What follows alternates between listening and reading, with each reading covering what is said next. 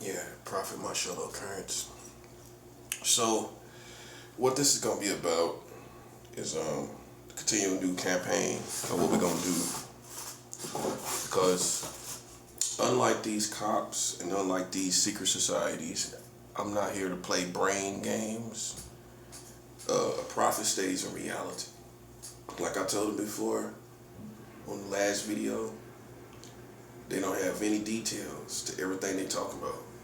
So they're left in a psychological world which doesn't, it's not able to manifest nothing into the tangible world we live in. In order for you to manifest something tangibly against me, you have to have details in the tangible world, and you don't.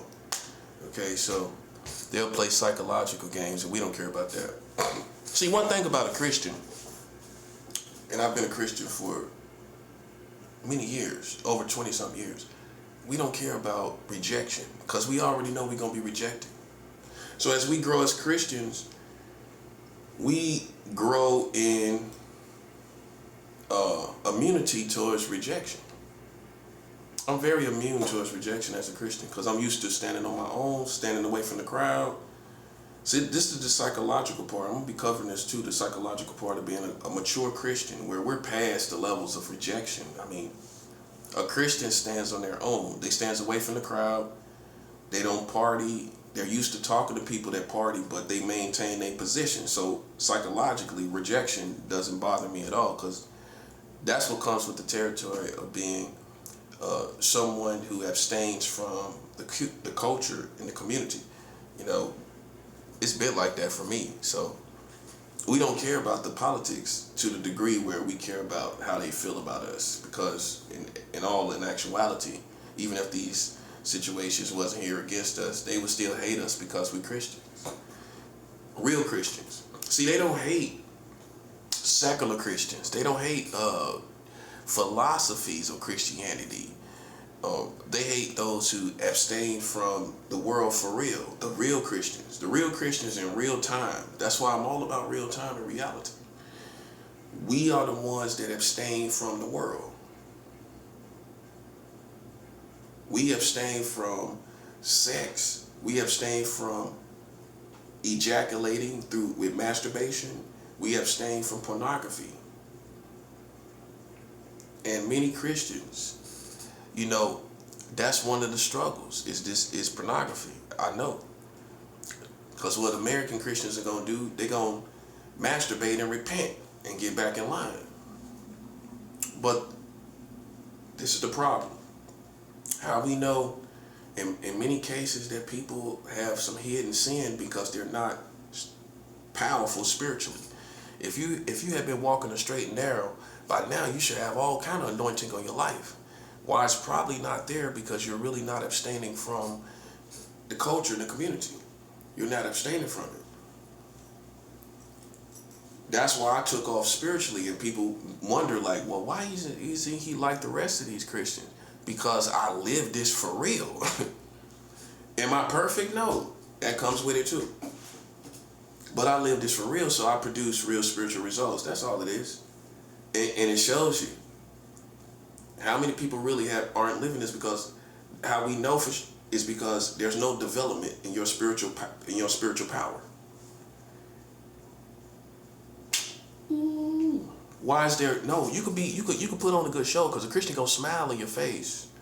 They gonna smile at you and all that kind of stuff and be nice to you. Have all the, but after they masturbated the other night, they gonna come out and witness to people and evangelize people. But there's no development in spiritual power, which is the telltale sign of a mature person. Okay, you've been a Christian X amount of time. Okay, why isn't there any spiritual power? Jesus had spiritual power, and that's what the politically correct Christians have to understand. Jesus had spiritual power, right? He wasn't just a morally good man, and that's it. And that's how Americans dumb the Lord down to like he was some just morally good man, just doing good for the community. Jesus healed the sick, raised the dead, opened blind eyes, turned water to wine, walked on water. Jesus was not just a religious person. So if you're really like Jesus, why aren't you developing spiritual power? Hold up. Let's slow down right there. You're like Jesus, right? Christian. Then you should be developing spiritual power. He taught his disciples in spiritual power, didn't he? To cast out spirits, right? Okay, so you can't say Jesus didn't have the idea for us to cast out devils, because he had no problem with his disciples being in that position of casting out devils, right? He didn't have any problem with that. Okay, because if he did, he would have forbid them when they said, well, why wasn't we able to cast out devils? If Jesus had a problem, he would have said, it is not your position to cast out devils. That's not what you're supposed to do. In essence, he didn't say that. He said, if I'm not mistaken, some spirits come out by nothing but fasting and prayer.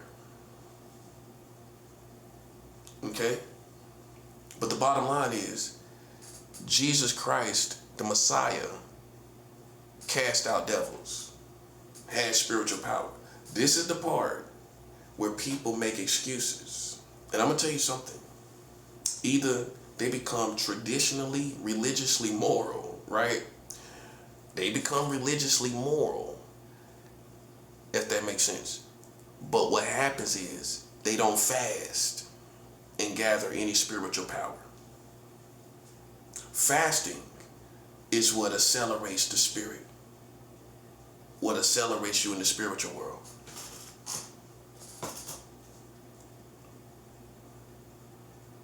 Okay?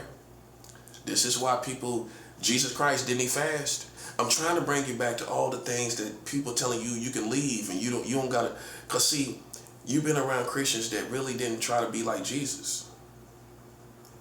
You're supposed to be trying to be like Jesus, right? Okay, so when you see that he was fasting, what happened? What you feel about that? Jesus fasted, right? For 40 days. So if Jesus got to do it, why you ain't got to do it?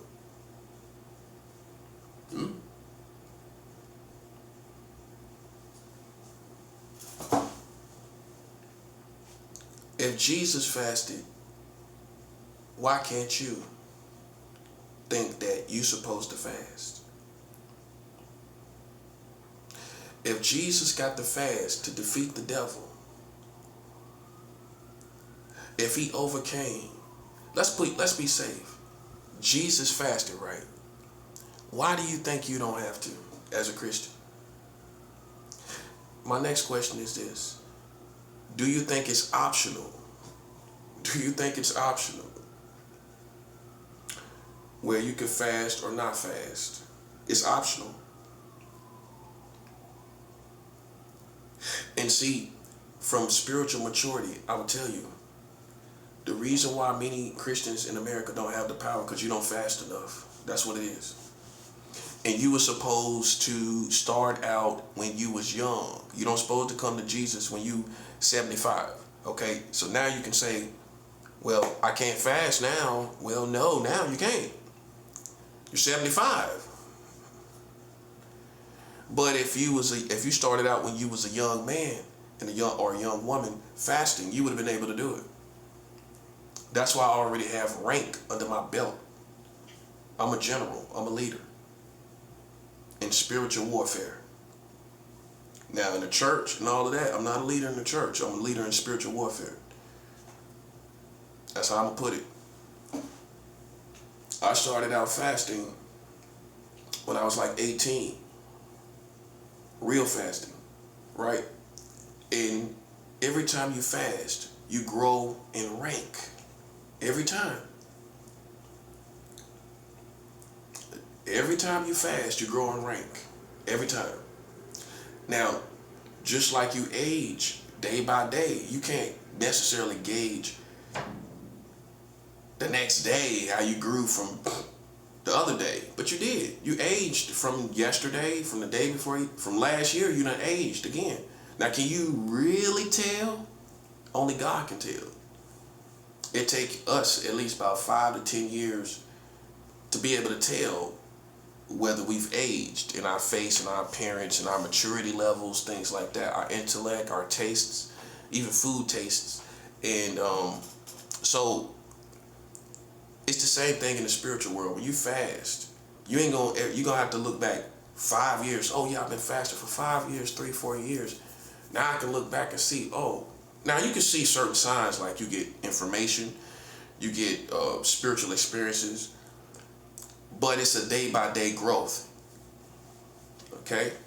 This is the main key, because see, this is what separates the boys from the men, because some people think it's optional.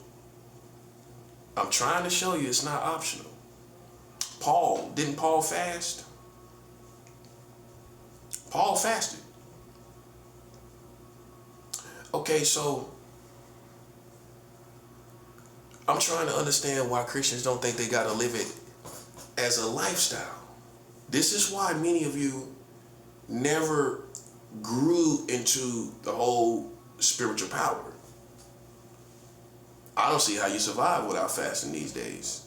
I'm like constantly fasting because of all the demonic energy and all the demonic games that people play and all of that. You know, I'm constantly fasting. You know what I'm saying? I don't see how you do it. I don't see how you do it without fasting. Because there's so much psychological games and warfare, you know, and what's going to really push you through it, where you stay in the spirit and where you stay focused, is the fasting. Okay? This is the missing ingredient why people can't beat the witches and the warlocks. You know how I beat them? Fasting. They can't stand it. It's harder on the psychology of everything they're doing. The angels are coming and ascending and descending against our enemies while you're fasting. Things are happening in the country. The weather is changing. I mean, it's so much that happens with fasting. The truth gets revealed. Truth gets revealed about who you are. Like today, just been a good day because all the things that people said about me, they didn't have details, and that's what we talk about. But we got details on them marrying children. We got details on them having sex with animals in West Virginia right now. It's legal to have sex with animals in West Virginia right now. That's that. You marry children. I mean, you can't talk about pedophiles. You can't have even guys that make songs about pedophilia. It's kind of funny to me because even if you make a song about it, I mean, you're surrounded with the whole country marrying children.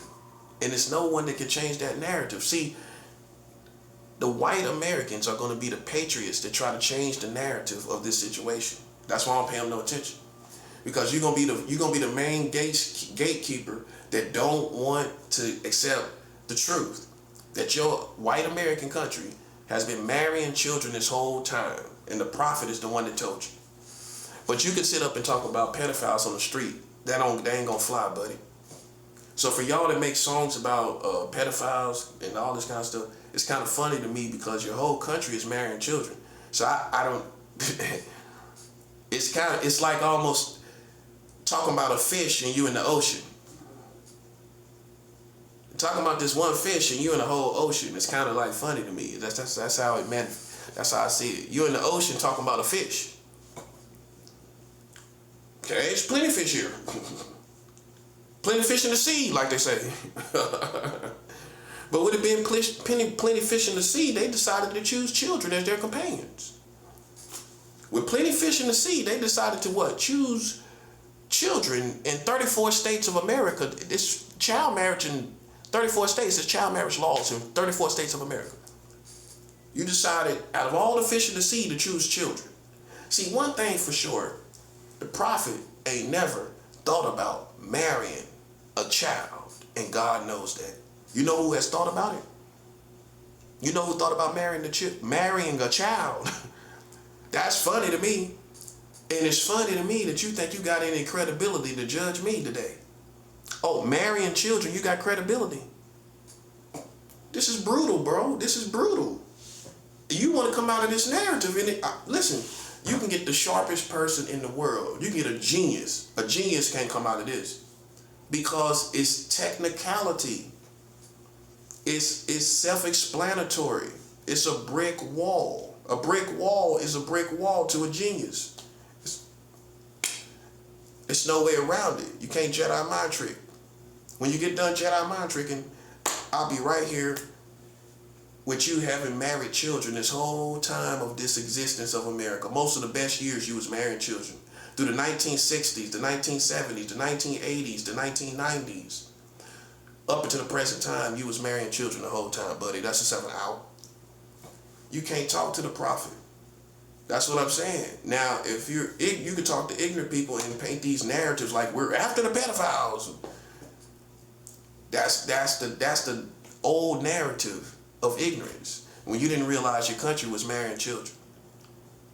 So now now your whole atmosphere hits different. Your atmosphere hits different. You married children, bro. If I'm not saying I am a pedophile, but if I was, I wouldn't feel abnormal with your country marrying children as young as 10 years old. In the state of Tennessee, it was 3 10-year-old girls that got married in the state of Tennessee. You know what the youngest boy in your country was that got married?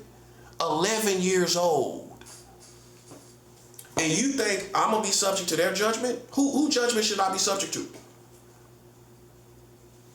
You marry an 11-year-old boy in America. 11-year-old boy. Keep in mind, China doesn't marry children. Russia does not marry children. Oh no, Russia don't marry children. China doesn't marry children. See, it's no senseis and masters that can Jedi mind trick. It ain't nothing you can do. At one point, you were up to 44 states of marrying children, and we still can talk about the history, how far it actually went. You were 6 states from the whole country marrying children. Yo, you were 6 states away from the whole country marrying children, bro. All the states. In the past 2 years, you was up to 44 states of child marriage. That's almost the whole country. All you try to do is bring it down and try to critique it like it's some type of job site inspection, trying to make it look pretty for the big wigs. That's all you did. And it still don't look good. You know why? Because 34 states is half of the country. That's still more than half of the country is marrying children. Okay, you got 50 states. Half of the country is 25. You got 34, almost 10, 9 more states over half. Almost 10 states, which is almost 1/5 in itself, almost being 10. Well, 10 is 1/5 of 50, right? Right. Okay? You almost got 1/5 over half of the country. Got half and 1/5 over half. 1/5 of the country. You got half and almost 1/5 of the country over half. That's over the half. 1/5 over the half. Look at that. Come on, man. Stop playing, bro. See, you're just coming to the reality of America. Now, it may take you a vacation. You might have to leave the country. You might have to do, step away a little bit, step out a little bit, put on your Stacey Adams, put some cologne on, step out a little bit. But whatever you got to do, buddy, listen. You got to come to terms with reality. See, that's the difference between me and you. I talk about reality. You play psychological games. I'm hip to it. I know what you do. America's full of psychological games. That's it. So while many of you are thinking about 2026, buddy, listen, man, you left back here in 2025. You don't have any credibility. I'm already in 2026. I've done too much good, buddy. I'm too Gucci. I'm sitting pretty, buddy. You don't think so? Well, I mean, like I said, even if I was a pedophile, I mean, you marrying children for crying out loud. I'll tell you this. I ain't never thought about marrying no child, buddy. You have. You do it. You have done it. You're doing it now. You can't be serious. It changes your whole psychology about pedophiles in the atmosphere in the community when your country is marrying children. You see that part? The white America is going to have the hardest time with this information. You know why? Because you take so much pride in America. You take so much pride in America that it's going to break your little heart for you to accept that these people been marrying these children. And guess what? They've been marrying white children too. They've been marrying white children. See what I've done. Let me tell you what I've done with the racists. Pull up a chair, pull up a chair, pull up a chair. You know what I've done with the racists? You know what I've done with the racists? I've beaten his value system, the racist white man. If you tell the racist white man, this is for white America, that's good white America. I beat racist white America. You know how I beat him? I defeated him in his value system, marrying children.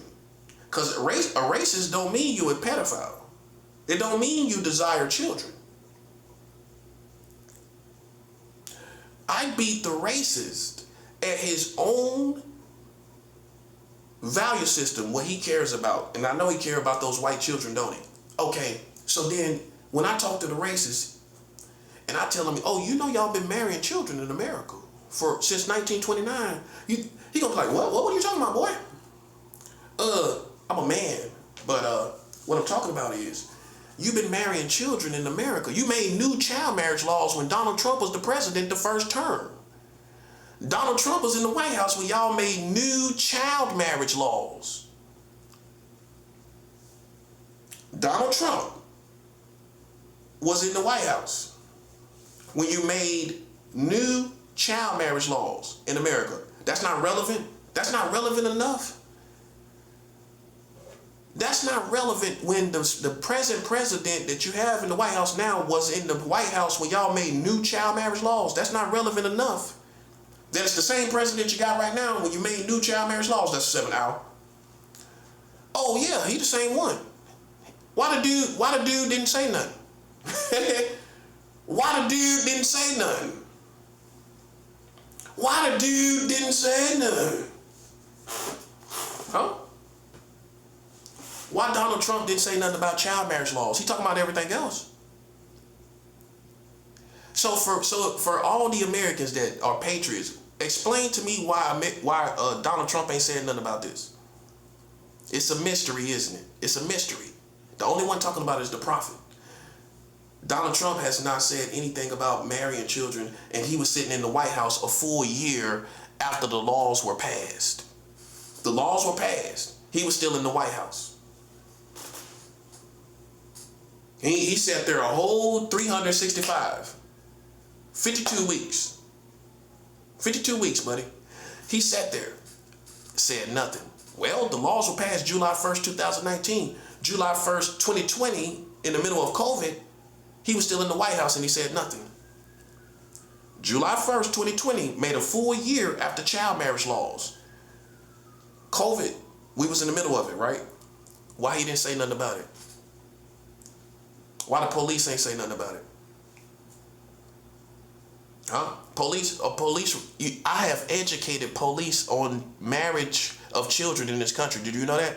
I'm one of the only people that educated real policemen, police officers, the ones you think that's supposed to be after me. I done talked to police in their face this year and told them the same information I'm telling you.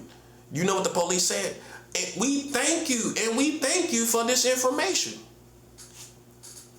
How the police ever thanked you for any information? Come on, stop playing with me, buddy. That's a 7 hour. Yeah, that's for white conservative America. The ones that think I'm a little ghetto, that's for you. I've educated white policemen. I've educated policemen in your country about marrying children. Did you know the police didn't even know? That's shameful. That's disgraceful. Police out there on the beat and don't even know their country is marrying children. I've educated police, whether you like it or not. They did not know this information. They wasn't playing a role. He was like, what? I said, your country is marrying children in 34 states. You know what the police said? And we thank you. This was no courtesy for a crazy person just saying, oh, we thank you, but, we got to go. Or you got to go. They was waiting. Have a blessed day. That's what the police was saying out the car. Out the cop car. In California. I'm coast to coast with this. I got reputation coast to coast to this. People in California can vouch. Police vouching that I educated them. You know what the police said? The prophet made the police get on guard. Well, you know what he said? Well, my wife is of age. My wife is of age. This is the police. Listen, the ones you think supposed to be finding me out or apprehending me. The ones you supposed to be sicking on me. I done talked to the police in their face about this stuff. I done educated God, Jesus, the Holy Ghost done seen me educate policemen that's supposed to be educated on what to enforce on laws, if not for any other thing. And for good judgment of what to enforce on. Well, I mean, if you know your country marrying children, how can you enforce on pedophiles? As a policeman. Also, in your conscience, you can come out here on the beat. You can come out here on the beat, so to speak, and patrol and find sex predators. While your country gives laws to marry the same age of child. You as a policeman can rest at night with that. That your country marries children while they locking up other people for doing the same thing. You can live with that. You a tough cookie, ain't you? You a tough cookie. Look, buddy. You a tough cookie, ain't you? You a tough cookie, ain't you? Put a little funk on it. You a tough cookie, ain't you? You a tough cookie. You a tough cookie to be able to live with locking up pedophiles, but your country marrying children. Your country marrying children, but you're out here enforcing on pedophiles. You a tough cookie, ain't you, buddy? You a tough cookie. Tough cookie. You a tough cookie, ain't you? A real tough cookie with a long history. You a real tough cookie with a long history. Hey, man.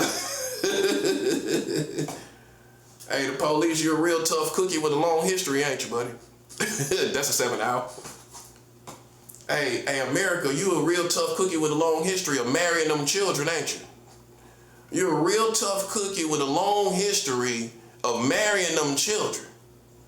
Well, you've been marrying children for almost 100 years. Well, I went back as far as 1929, probably was longer than that. That's almost, what we got here? What we got here? 3 more years here? 3 more years here, and you'll be on 100 years here of marrying children here. Hear ye, hear ye. You almost on your 100th anniversary of marrying children in America. Hear ye, hear ye. Hear yay, hear yay. Hear yay, hear yay. All I'm saying, that's what we do. The prophet ain't gonna, I'm gonna shred you to pieces. In a country that's so sexually charged like this, you should have knew the prophet was gonna shred you like a bear claw. I'm gonna shred you to pieces. Real tough cookie with a long history.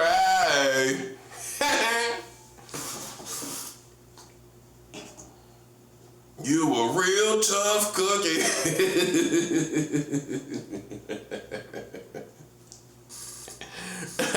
I be tripping, man. That's why, look, man. That's why it's better for me to do. It's better for me to be on YouTube, man. Cause in the church, I'll be tripping. A real tough cookie.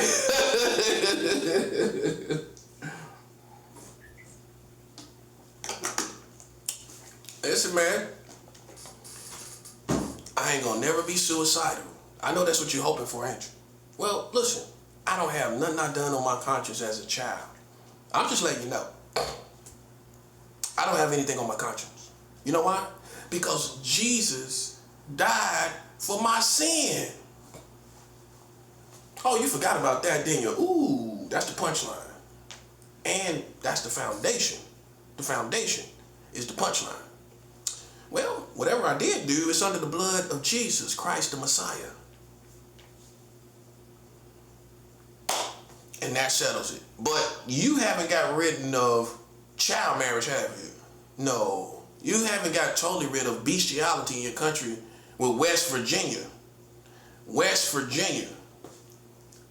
Like Jamie Foxx on Booty Call. When the dog was licking his butt. You bent over like Jamie Foxx on Booty Call. West Virginia bent over like Jamie Foxx on Booty Call when the dog was licking him in his booty, wasn't it? Dog was licking him in his booty on Booty Call, wasn't it? Hey, listen, man, listen, listen. Listen, man, listen. I can show you in your culture Cruel Intentions.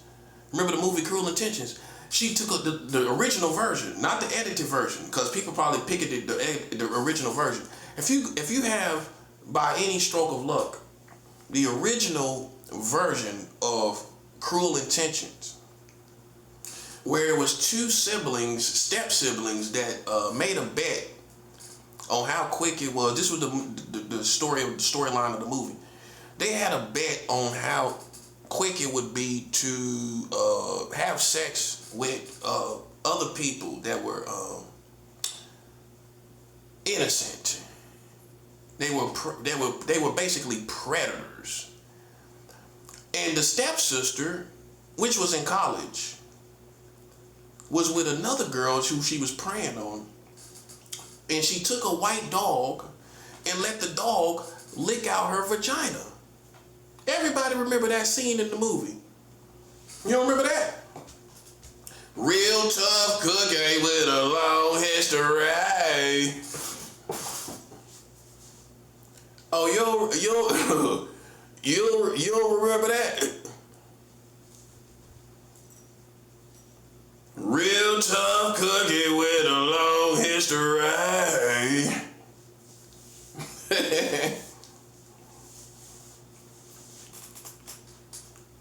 You don't remember Cruel Intentions where the girl took the little white dog? It was a little white dog. I remember everything. That was the main part. She said, watch this. She lifted up her legs and let the dog lick her out for like 3 seconds and then threw him down.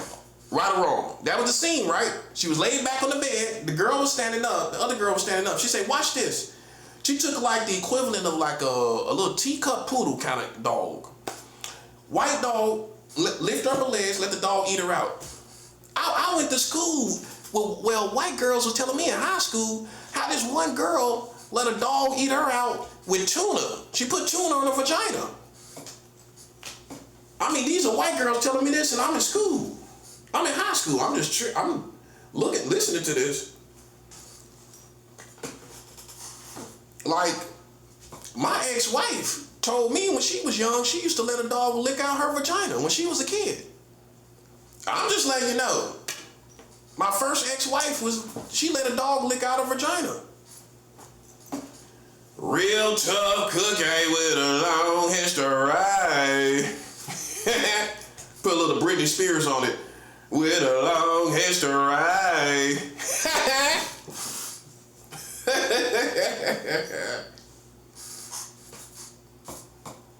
My ex-wife told me when she was a kid, she lifted up her dress and let a dog lick her vagina. I guess just me. I don't know. I guess you could say I'm a little cultured. I'm a little more cultured sexually than you. Well, I know a little more about your history. That's all I'm saying. That's all I'm saying. Okay? Your American community been letting dogs eat them out the whole time. Since they were children. And that comes full circle to my point, man. Anything in your community that I've done as a kid, with all these people doing what they've been doing, you think I'm gonna feel totally normal, if anything.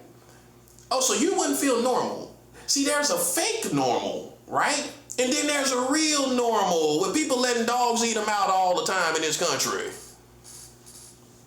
Eating it like barbecue pulled pork. Getting eaten out like barbecue pulled pork. Getting eaten out like a barbecue pulled pork sandwich. I'm just saying. Bro. If I had that fetish or deviation, I would feel like I fit in with the Americans.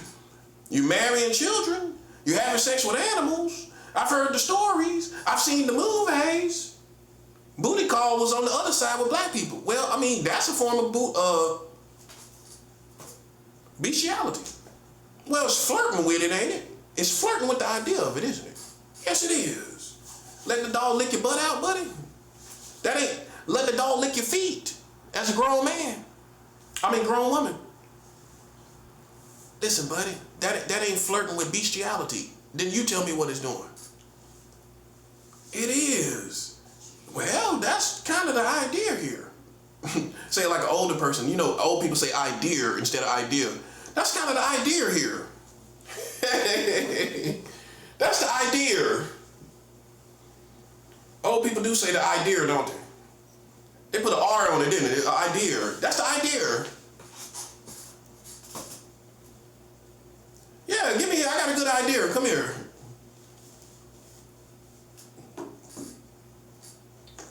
Come here, I got a good idea. Come here. I know what to do with that. Come here, I got a good idea. Bring that on over here. They always trying to fix something, ain't they? Bring that over here. I got a good idea.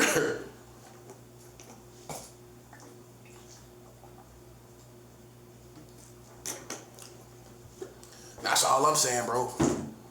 That's what I'm saying. I have to keep regulating this atmosphere because you think you got something, and I don't see how you can think that in the real world. Just understand that it was so many, spiritually speaking, it was so much hot lust and filth in our community. And especially in the 80s, the 70s, and the 90s, you can't judge none of that, what would happen. Because you fed the beast of lust and perversion with all this pornography. Listen, the American industry don't want to take advantage, take responsibility for all the Cinemax shows, the Showtime, HBO, all that sexual stuff. Well, what you think that do to the psychology of the people? Oh, it don't affect the psychology of the people.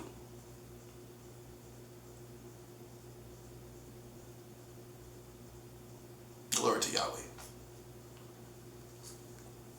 You was feeding and pumping the children and the adults with all kind of lustful images all through the 80s, the 90s, the 70s, probably further back. And at those times, everybody was getting away with everything.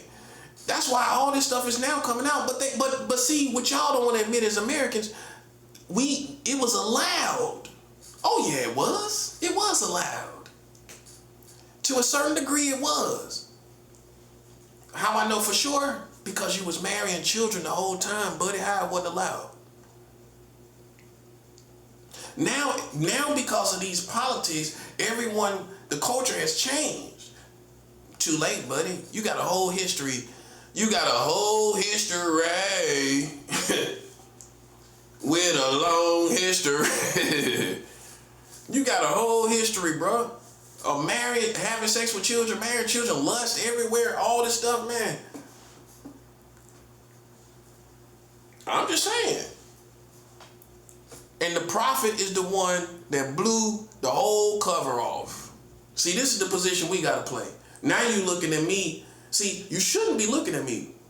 But see, a low IQ human nature is going to be looking at me like, well, who is he then? Who he think he is? Well, it don't matter. I ain't talking about me. I'm talking about you, marrying these children. What that got to do with me? What makes you want to see who I am because I'm talking about this? You should want to see who they are, shouldn't you? Well, that's proper IQ, isn't it? That's proper IQ. That's a healthy IQ, isn't it? That's a seasoned IQ, isn't it? That's a seasoned IQ, isn't it, buddy? A seasoned IQ wants to see, well, How far did this rabbit hole go? Y'all been marrying children this whole time. Huh? Y'all been marrying these children this whole time. I don't want to see him. I want to go find out what they've been doing. I want to see, what my state been doing. Oh, my state been doing it? I done showed preachers. I was in Denver, Colorado. I did a tour, man. I did a real tour. I was touring. The child marriage tour. Had the whole band. The band got back together again. The band got back together again. I guess you could say the band got back together again.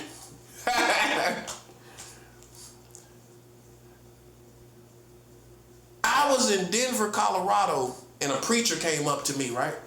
He didn't know I was a Christian, but he did know I was a Christian. Oh, he was into politics. That's an obvious thing.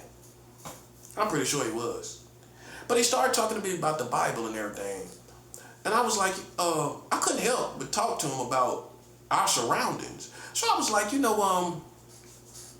well, your country is marrying children. They marry children in the country. He Googled it right there in front of me. He found his state because it was Colorado. So it came up quick being a C, right? And all the states going by in alphabetical order, right? So it was an alphabetical order. All the states got child marriage laws. He seen this state, Colorado. He said, the preacher said, oh man, that's crazy. He like going down and seeing it. I done educated preachers, police, and with y'all marrying children in your country. Now, can you imagine somebody playing around me, bro? That's what I'm saying. Come in the real world now. I'm coming to my world where I educate preachers, police, people you think I'm supposed to be intimidated by. I'm talking to them about y'all marrying children. Okay? I've emailed every governor.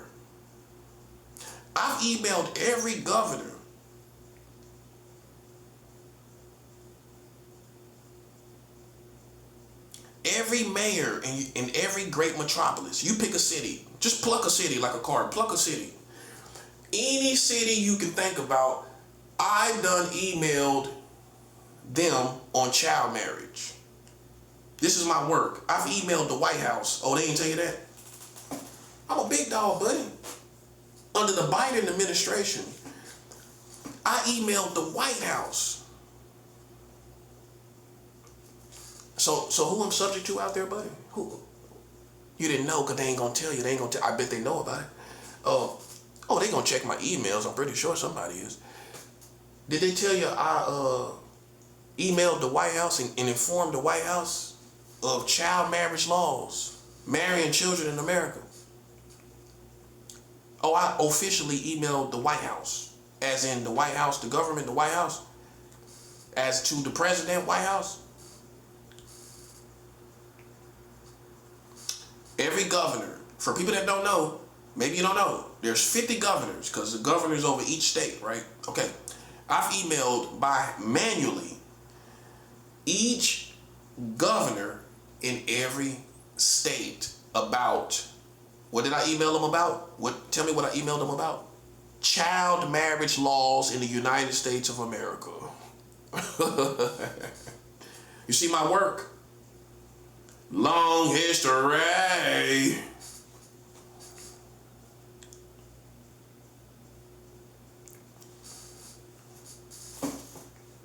I emailed every mayor.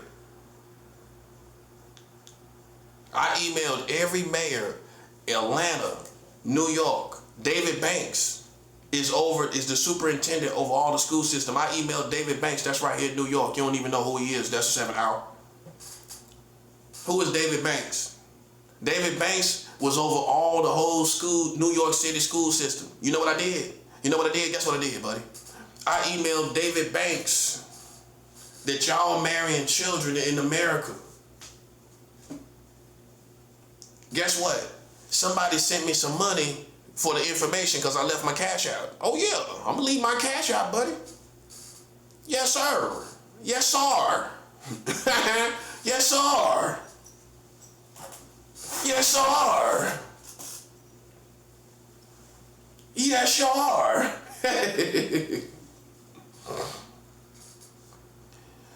to my email and I got money for it. Do you take it as a joke? You still take it as a joke, but I got money off of it. I got money. I got a Cash App transaction from it. You don't take it seriously. I don't care if I got $5 off of it. It's the principle. I done got money off of this. Listen, I got money off this, right? I got money off of sending people information about y'all marrying children in the United States of America.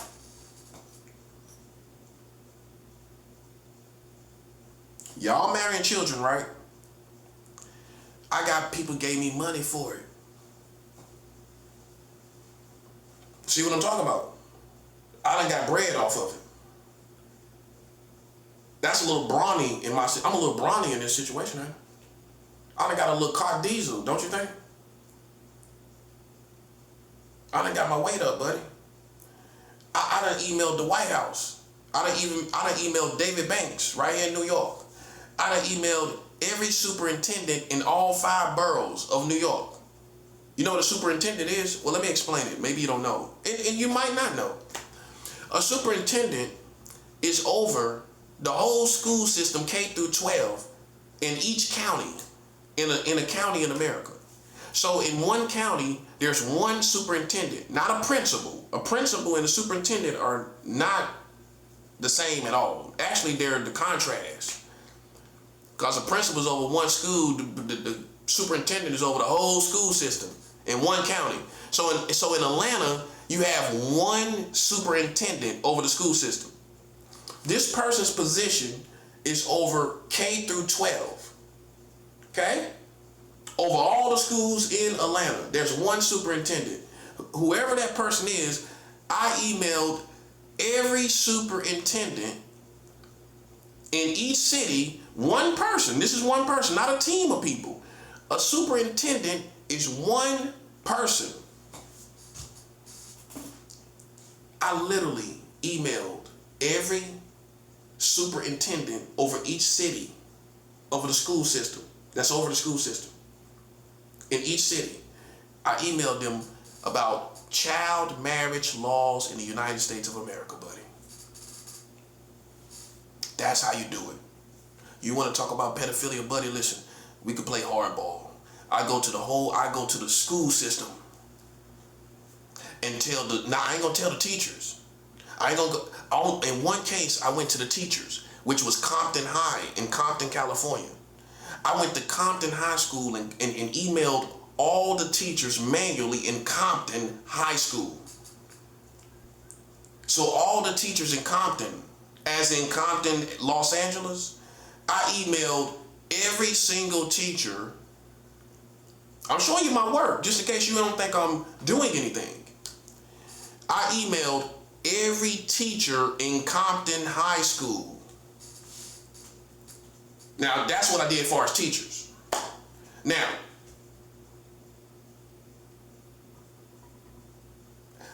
my main work was I emailed every superintendent over every major city in America. You pick them. You think about it. Whatever it is. Whatever city comes to your mind, buddy. Any city. Las Vegas, Denver, whatever you want to think. Boston, Miami, Dallas, you name it, buddy. You name any city. Arizona, Phoenix, any city you could think about. I emailed all of them. That's my work.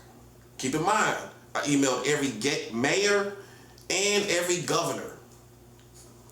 Now, back to New York. I emailed every superintendent, because there's one superintendent. Well, there's many. I noticed in New York it was a little tricky. There's many superintendents in one county. I guess that's how big every borough is. But I emailed every superintendent in every borough. Brooklyn, I emailed every superintendent over the school system about child marriage laws. The Bronx, I emailed every superintendent about child marriage laws. Staten Island, I emailed every superintendent. Manhattan, Harlem. I went everywhere. I emailed all the school system in New York City about y'all marrying children in America. That's how I'm known. That's how I'm known. So all the Bronx, all them teachers in the Bronx, I emailed all the teachers in the Bronx. So all them people that's all them kids over there in the Bronx, all them black and Puerto Rican kids, the teachers know America is marrying children.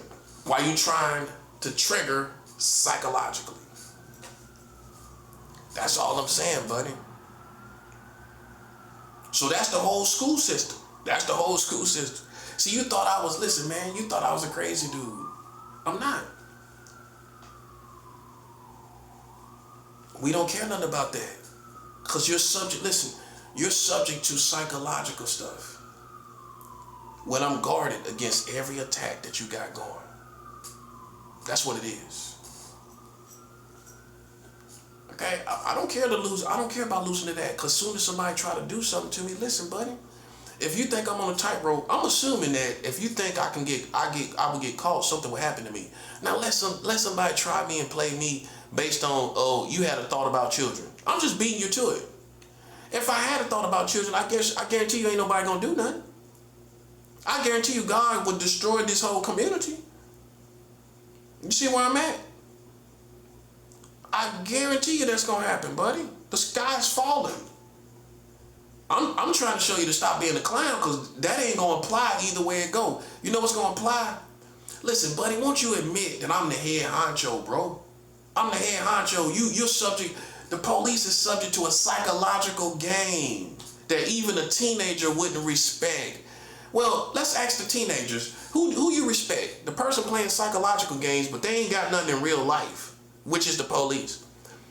Or who you respect, teenagers? Me, that's talking about child marriage laws, them marrying children, America marrying children. Who you respect? The teenagers gonna go with me, buddy. Let's go talk to the teenagers. It's all these old heads that keep trying to protect America. That's all it is. Let's talk to the teenagers. I guarantee you, the very kids you trying to protect is gonna be on my side, buddy. Go talk to a 16-year-old kid and tell them y'all marrying children in America. Oh no, I'm saying, go ahead. Let's test it out. Let the true masters only be in this arena, buddy. Listen. Go tell the children y'all marrying children. Go tell the teenagers. 14 through 17. No, excuse me, 13 through 17.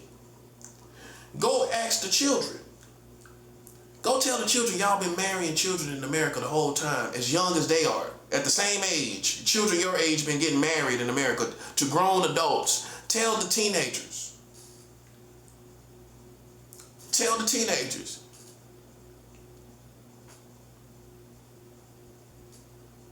Okay?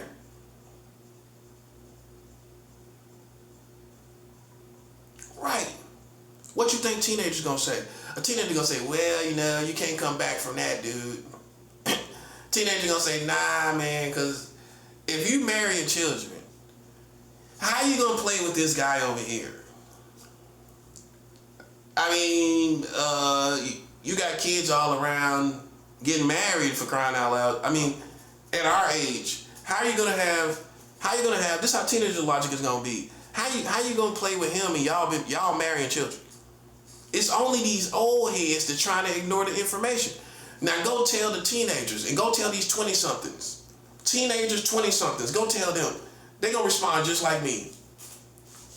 See, the only reason you ain't responding like this, cause you a slave. You scared this is endangering your food. This endangering your biscuits, ain't it?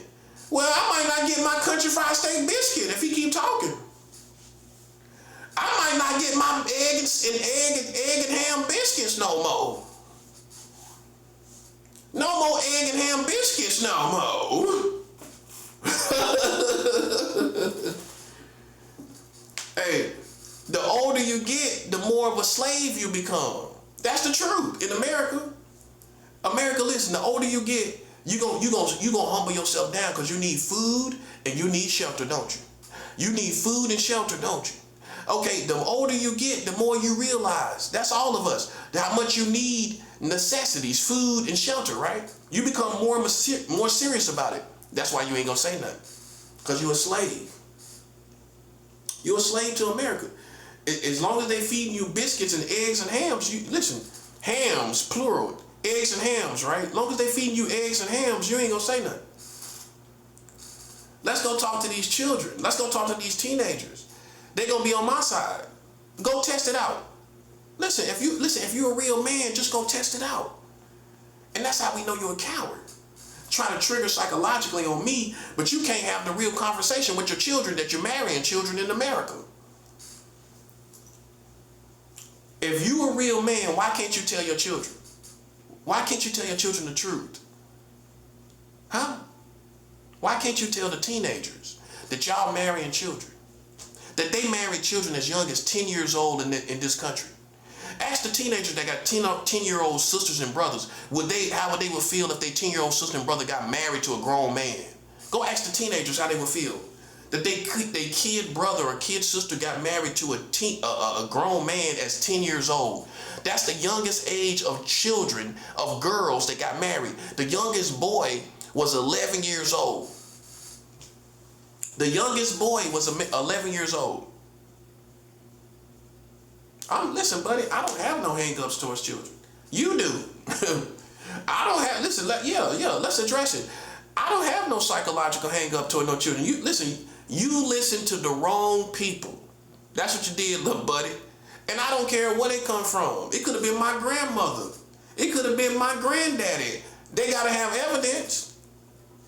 I don't care who. They don't give it no credibility. I don't care who, if it came from family. So what?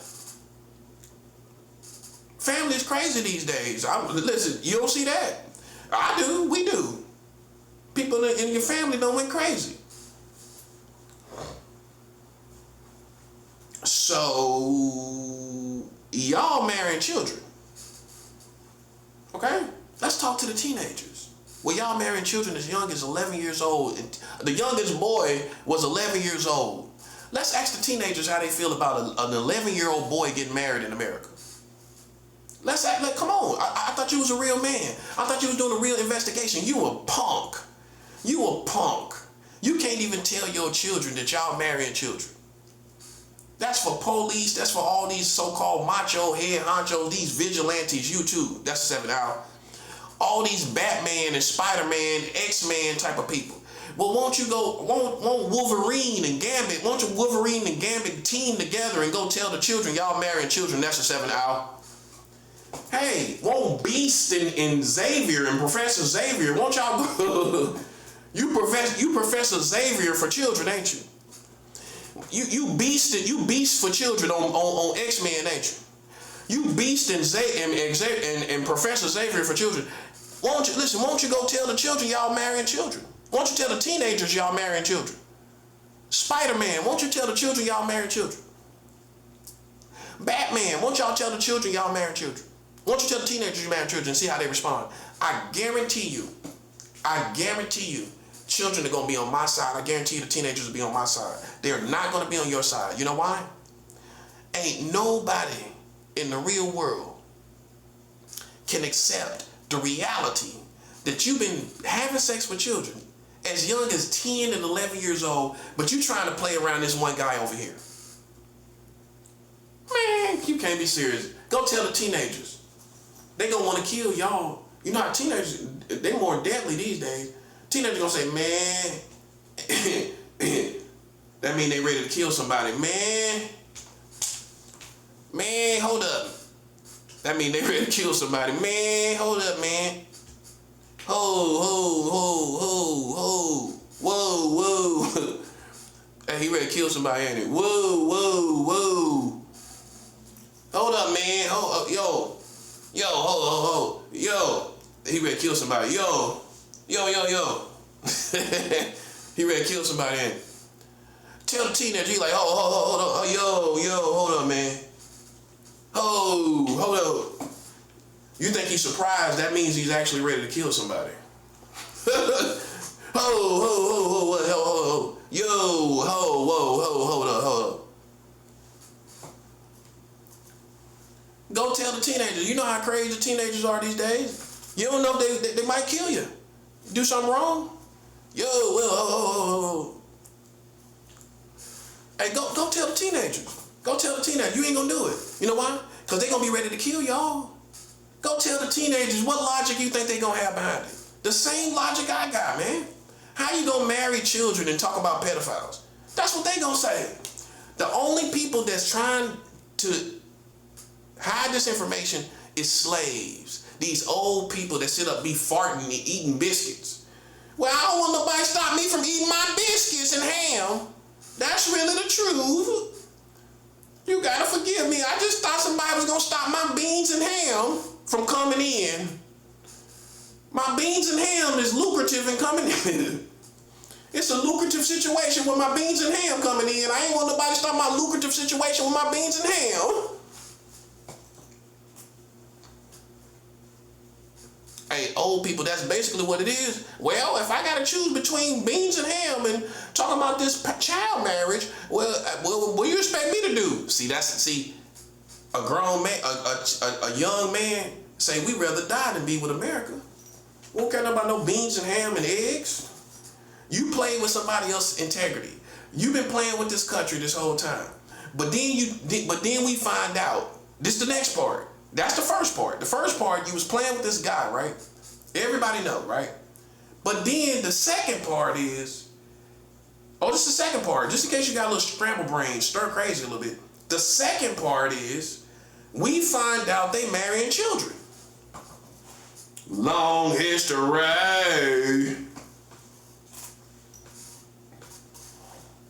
Ain't nothing you can say, buddy. Go, listen, I challenge you all to go ask your teenagers how they feel about that. Go sit down in the room with them. You ain't been in there in 8 years. You ain't been in your teenager's room in 8 years. You ain't been in your child's room in 8 years, them type of parents. Go, listen, you ain't been in your child's room in 8 years. Well, the last time I was putting some decorations up, when she was a little younger, I put some little daisies on the wall, some little daisy mirrors on the wall with little mirrors inside the daisy petal, in the middle of the daisy petal. It had a yellow glass on it. It was real cute. It had a yellow glass on it, a little yellow tint glass with the daisies, with the daisy petal. That's the last time I went in the room 8 years ago, putting up daisy mirror petals. Putting up daisy mirrors with yellow tint on the glass. Hey man, look man. Look. Won't you go and talk to your children and tell them, you ain't been in there 8 years. Go tell them that y'all marrying children. Do you care about any of this psychological stuff? No. Do you care what's on my mind? No. So you care about what's on my mind, or they marrying children? Let's talk to the teenagers. Do you care what's on my mind? Do you care what's on my mind? Let's ask a teenager. A teenager gonna say, well, no, I don't really care what's on your mind, dude. I mean, that's between you and God, right? Okay. I would hope that you would lust after children or think about, but that's between you and God. I don't care as long as you ain't out here messing with no children. As long as you ain't doing nothing physically, I don't really care what's on your mind, dude. That's the teenager. What the teenager gonna say? What a grown man gonna say? Well, we just want to see what's on his mind. That's them bean-eating slaves. That's them bean-eating slaves, man. Ask a teenager if is you worried about what's on. Are you worried about what's on his mind? As opposed to your country marrying children. What you thinking about? What would you be worried about as a teenager? The child marriage laws, wouldn't you? The child marriage laws is what got you. That's what got you, right? Teenager gonna say, well, what got me is well, I just gotta be honest. What got me was the child marriage laws. That's what got me, buddy. You're marrying children in America. That's what got me.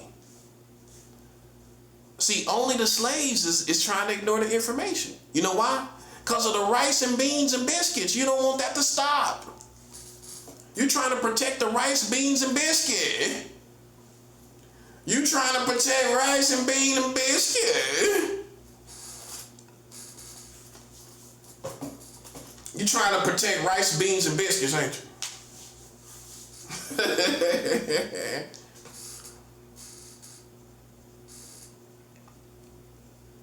Let's ask the teenagers. Because everybody think they still a teenager. No, you ain't. You know how we know? Because you done became an old slave. Where I need my rice, bean, and biscuits. I ain't letting nobody jeopardize my rice, beans, and biscuits. That's how we know you ain't a teenager. No, you ain't no teenager. You ain't young. You ain't young at heart. You ain't even young at heart. How you young at heart and you ignoring this information? That's a 7 hour.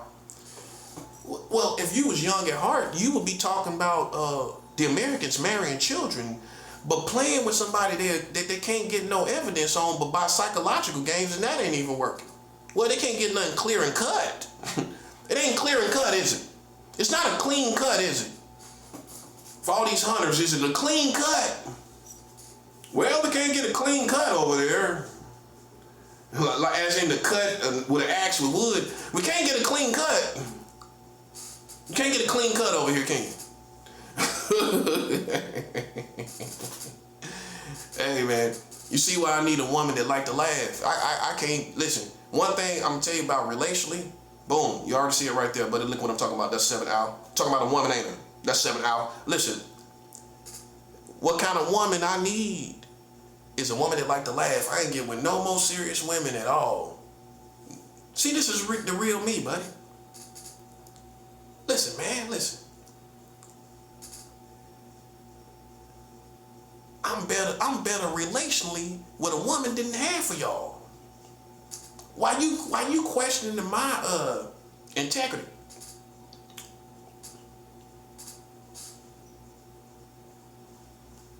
Okay? You ain't got nothing on me. We got everything on you. And I do mean everything. Oh, you marrying children, buddy, listen.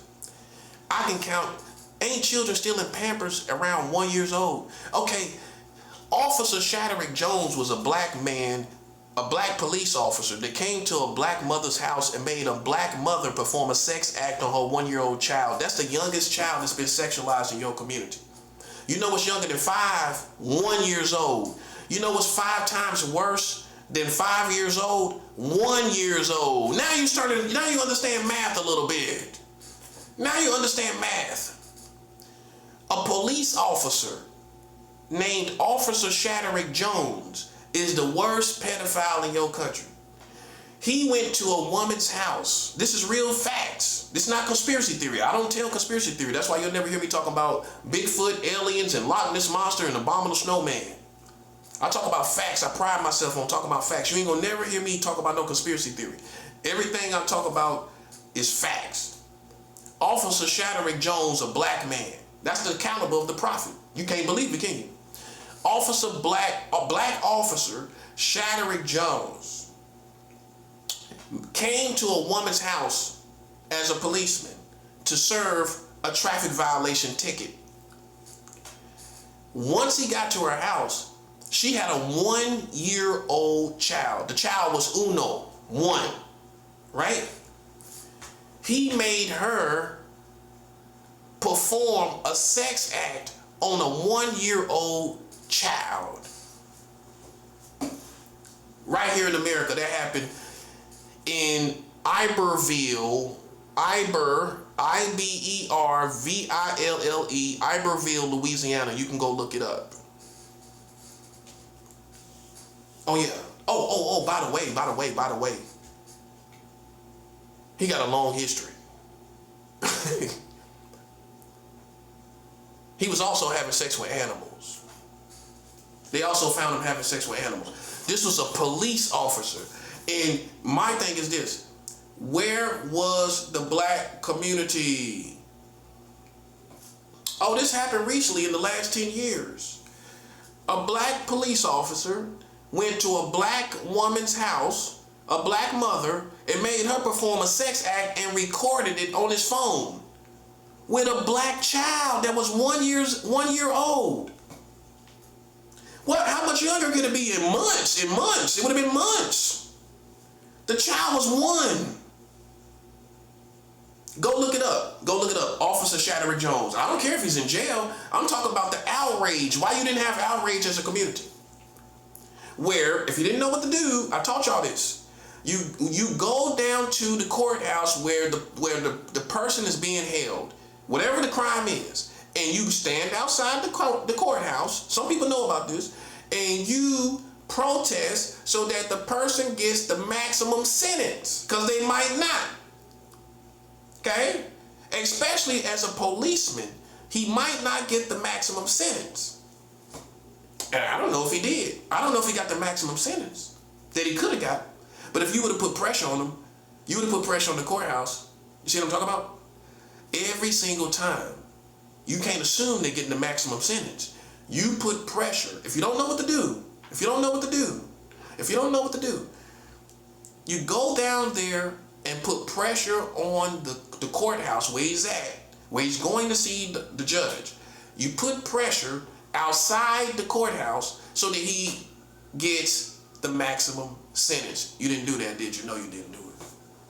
Black Lives Matter didn't do it. Did you go outside the courthouse of Officer Shaderick Jones that made a black mother perform a sex act on a 1-year-old black child? You wasn't there, was you? The black community wasn't there. New York wasn't there. None of the 5 boroughs was there. Al Sharpton, where was he at? Where was Al Sharpton? Where was Jesse Jackson? I'm just naming black leaders. Where was even Louis Farrakhan, Minister Louis Farrakhan? Where was Louis Farrakhan when it came to a black mother that was made to perform a sex act on her 1-year-old child? Where was all these leaders, all these pro-black? This is a black child. This is a black mother. And I don't care what color the police is. We just gonna say police. See how I resonate different? If I just say the police made a black mother, that's it right there. And guess what? Y'all dropped the whole ball. You know what you're supposed to do? Destroy the credibility of these police. That's why I'm like this. I know stuff that you don't know, buddy. Literally. So you didn't know about that, did you? You didn't know about child marriage. You didn't know about Officer Shaderick Jones down in Iberville, Louisiana, that made a black mother, perform a sex act on her 1-year-old child. Where was the Black Lives Matter? Where was the Black Panthers, the new Black Panthers? Where was these black organizations? Where was the black community collectively? Nowhere to be found, buddy. You totally fumbled. That was the best case of police misconduct in our whole history. And where was you? Where were you? You wasn't there. It's like that preacher that was on Tales from the Hood, the one that got killed by the police. He said, "Where was you, brother?" He told Clarence, "Clarence, where was you, Clarence? Where was you, my brother? Where was you when these children, when that 1-year-old child?" See, I'm like that preacher back from the dead. After y'all put something in my body, listen, I'm like that preacher back from the dead on Tales from the Hood. That's 7 out. Oh yeah, definitely indeed back from the dead, buddy. Listen, where was the black community? Where was all these brothers when this police officer made this black mother perform a sex act on her 1-year-old child? Y'all talking about pedophiles, ain't you? Talking about pedophiles, right? Okay, so why didn't y'all as a collective community outrage? Oh, you want more? Why didn't CNN say nothing about this? Oh, you can go back and look. You got CNN clips as early as 9/11. You can find CNN clips of 9/11. No clips, I already looked. No clips of Officer Shaderick Jones making a black mother perform a sex act on her 1-year-old child. Where was Nancy Grace? Nancy Grace, did she say something about it? Did Nancy Grace say something about the 1-year-old child sexualized by the police? The prophet showed you the worst case of pedophilia. Now, if it had been a white woman, I hate to say it, but it's true. If it had been a white woman, I'm gonna do more than one scenario. If it had been a white woman that was made to perform a sex act, you see where you already discussed it, because you're taught to value white America above everybody. So you already mad about it. If I tell you that a police officer came to a white woman's house and made her perform a sex act on her 1-year-old child, what you gonna say? He must die. Oh. Let's show you another scenario. I just said police in general. That's the first, without color. Now let's go to the colors. If it was a black policeman, that made a white mother perform a sex act on her 1-year-old child, listen, they would have killed him. They would have killed that man around the courthouse. Somebody would have shot him. If a black police officer made a white woman perform a sex act on her 1-year-old child, what you think would have happened to him? Man, he wouldn't have made it to the courthouse. They would have killed that boy. Don't care what it was. That's the worst case of pedophilia in your community, buddy. You didn't even know it, did you? So I'm not the smartest man in the world. How you out here tackling pedophilia, but you don't know the worst case of pedophilia? That stinks, buddy. You don't. So you didn't know about this, but you supposed to be a vigilante for children. You're a vigilante for children, ain't you? You Batman for children, ain't you? You Rodney Dangerfield for children, ain't you? You John Candy for children, ain't you? You Rodney Dangerfield for children, ain't you? You Uncle Buck for children. You You John Candy, listen. You Uncle Buck for children, ain't you? Hey, I can add a whole bunch of people on there. Hey. Hey man, listen, man. You think you know they think they the Top Gun. You Tom Cruise for children, ain't you? You Tom Cruise for children, ain't you?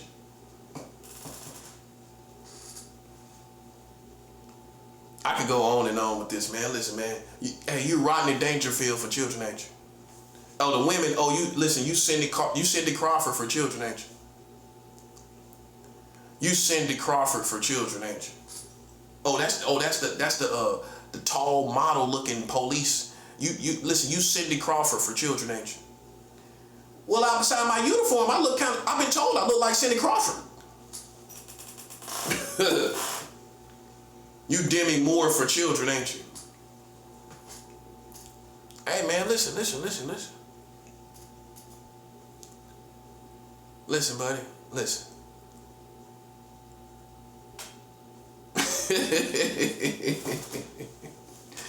Hey man, let me tell you something. I don't see how y'all made it this far with marrying children. That's that part. How did you as Americans make it this far marrying children right up under our nose? With the funk right up under our nose. How did Officer Shadrick Jones, while you're Rodney Dangerfield for children, you're Rodney Dangerfield for children, ain't you? While you're Rodney Dangerfield for children, you're Rodney Dangerfield for children, ain't you? But you didn't know about child marriage, did you? You didn't know about Officer Shatterick Jones that made a black mother. Look at that. Because police already got problems with the black community. Look at that. That's worse than brutality. That woman got to live with that for the rest of her life. She was so scared of the police. I'm not. That's what I'm talking about, man. She basically was saying this. They said she was scared of the police and that's why she did it. I mean, that's why I grew up when it came to the police. You can't, listen, I would have rather, you got to take my life before you see me do something like that. Matter of fact, man, I'm probably going to steal off on you. I'm probably hit you in your face, man. I mean, yeah. I'm going to get you good. I'm going to fight you.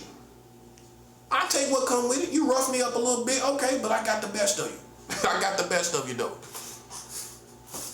Okay, yeah. You going to rough me up and play with me a little bit after the fact, but I'm going to get the best of you before that. If you ask me to perform a sex act on my child, I'm going to get you. Yes, sir. And you would do the same thing. This woman was so scared. This woman was so, 1 year old, man, look at that. This woman was so scared. She did a sex act in front of the police. That's worse than a slave. That's worse than slavery. You should rather die than do that. She was so scared. Just from him trying her like that. Think about it. That's bugged out. That's what probably scared her more than anything, the actual reality of what he was talking about. That's what scared her. She was so scared. She performed a sex act and he recorded it. They found it in his phone. They found it in his phone. A 1 year old child being sexualized on a phone. Her own child. Can you imagine a mother performing a sex act on her own child? Can you imagine how she thinking? Her mind gone. Forever, bro. Forever. Her mind gone. I think she got a life sentence. Her mind gone, bro. Think about it. She's still alive. She ain't get the death penalty. And the child is in the care of the grandparent. One of the grandparents. That's who got the child. That's sad, bro. That's horrible. That's horrible. Just the reality of that is horrible, bro. And that's all I'm looking at best. The reality of what you actually doing in your community.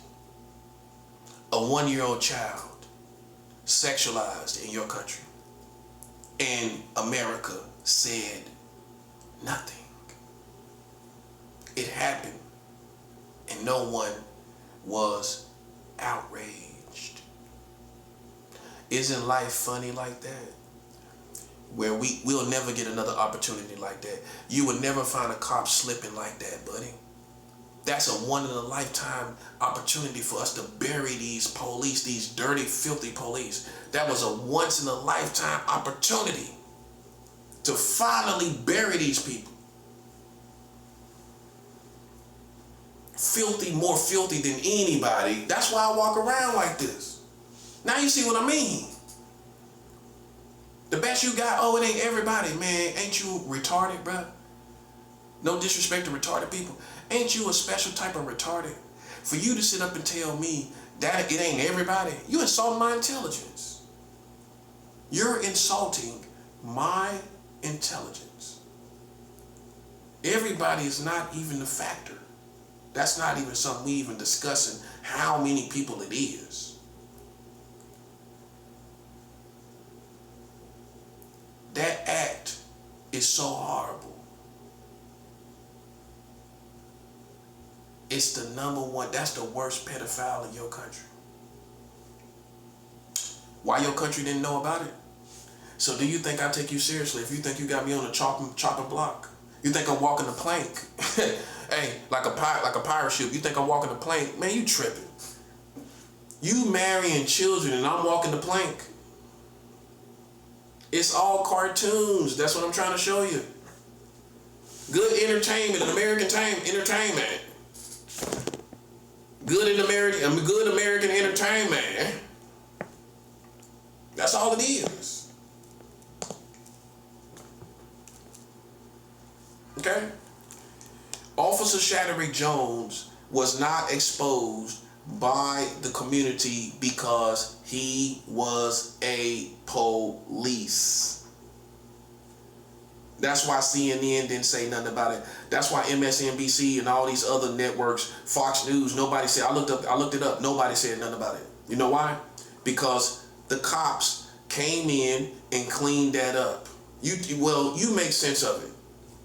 You make any other sense of it. Because that story gets sold to CNN.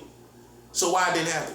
Because the precinct didn't go and sound the alarm against this cop. They rather protect the cop institution image than expose the cops for doing worse stuff than us. You see what I'm talking about, right? This was a 1-year-old child, Officer Shadrick Jones. And you think you're gonna judge me? I ain't never thought about messing around no 1-year-old child. Man, that's crazy. That's bugged out. That's bugged out, bruh. Just the reality of this, it's almost hard to even look at the whole situation for what it is. But we got to.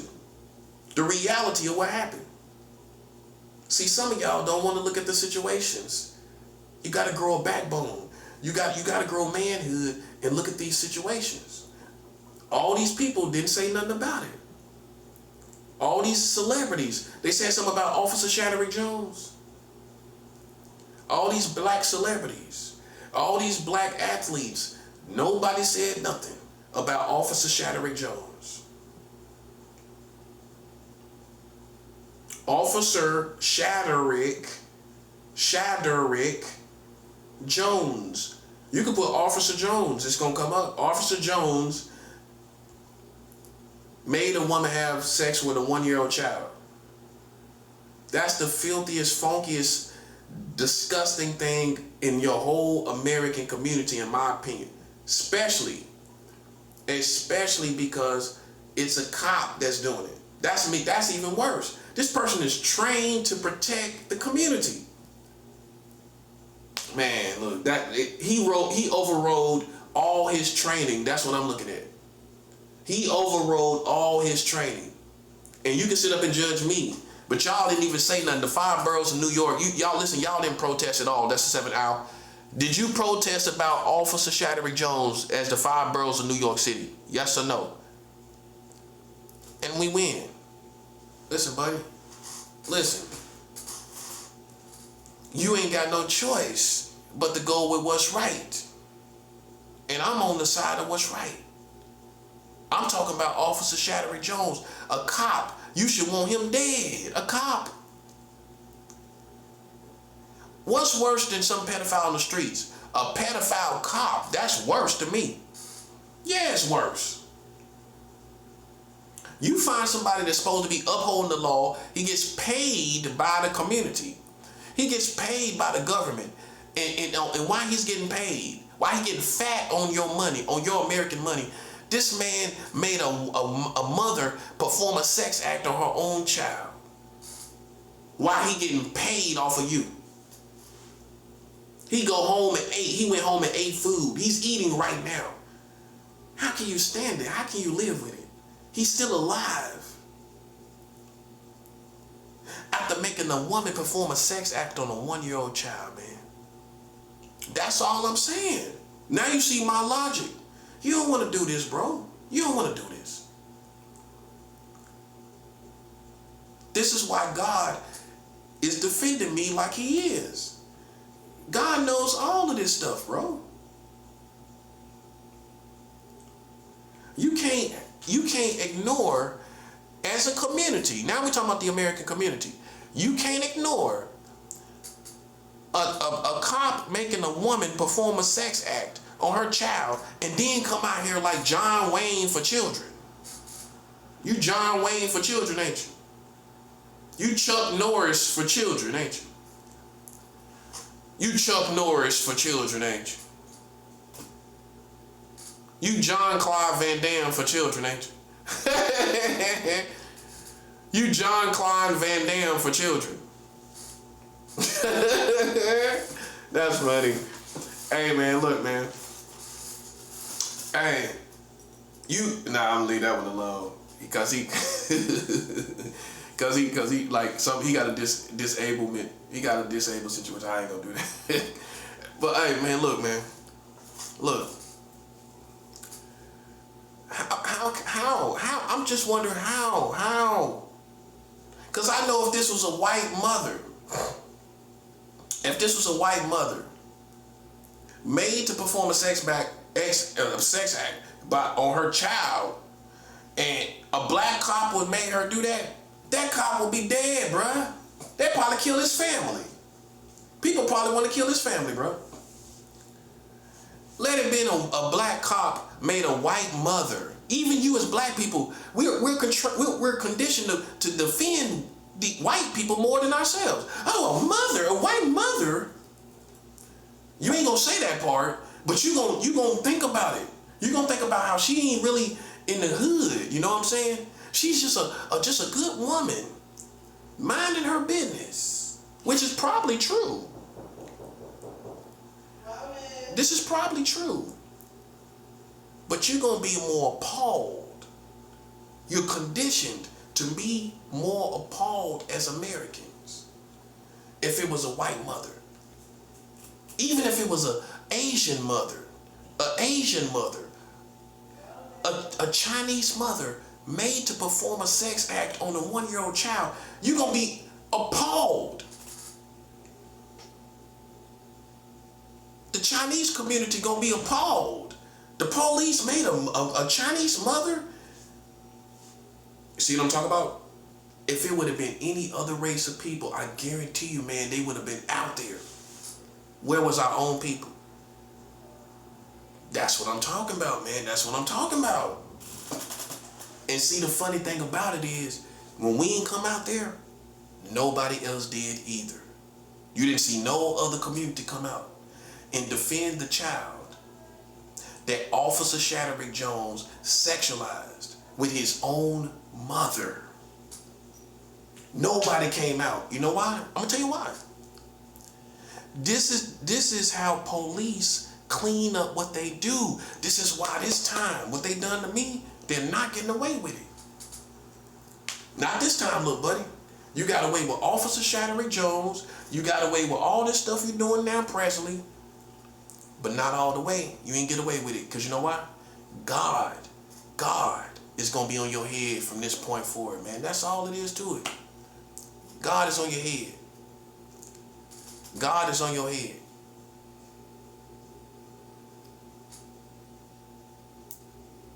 That's all I'm saying. Now you see why the prophet is being defended. Because it's people that know I've been talking about Officer Shadrick Jones. And you ain't even know nothing about him.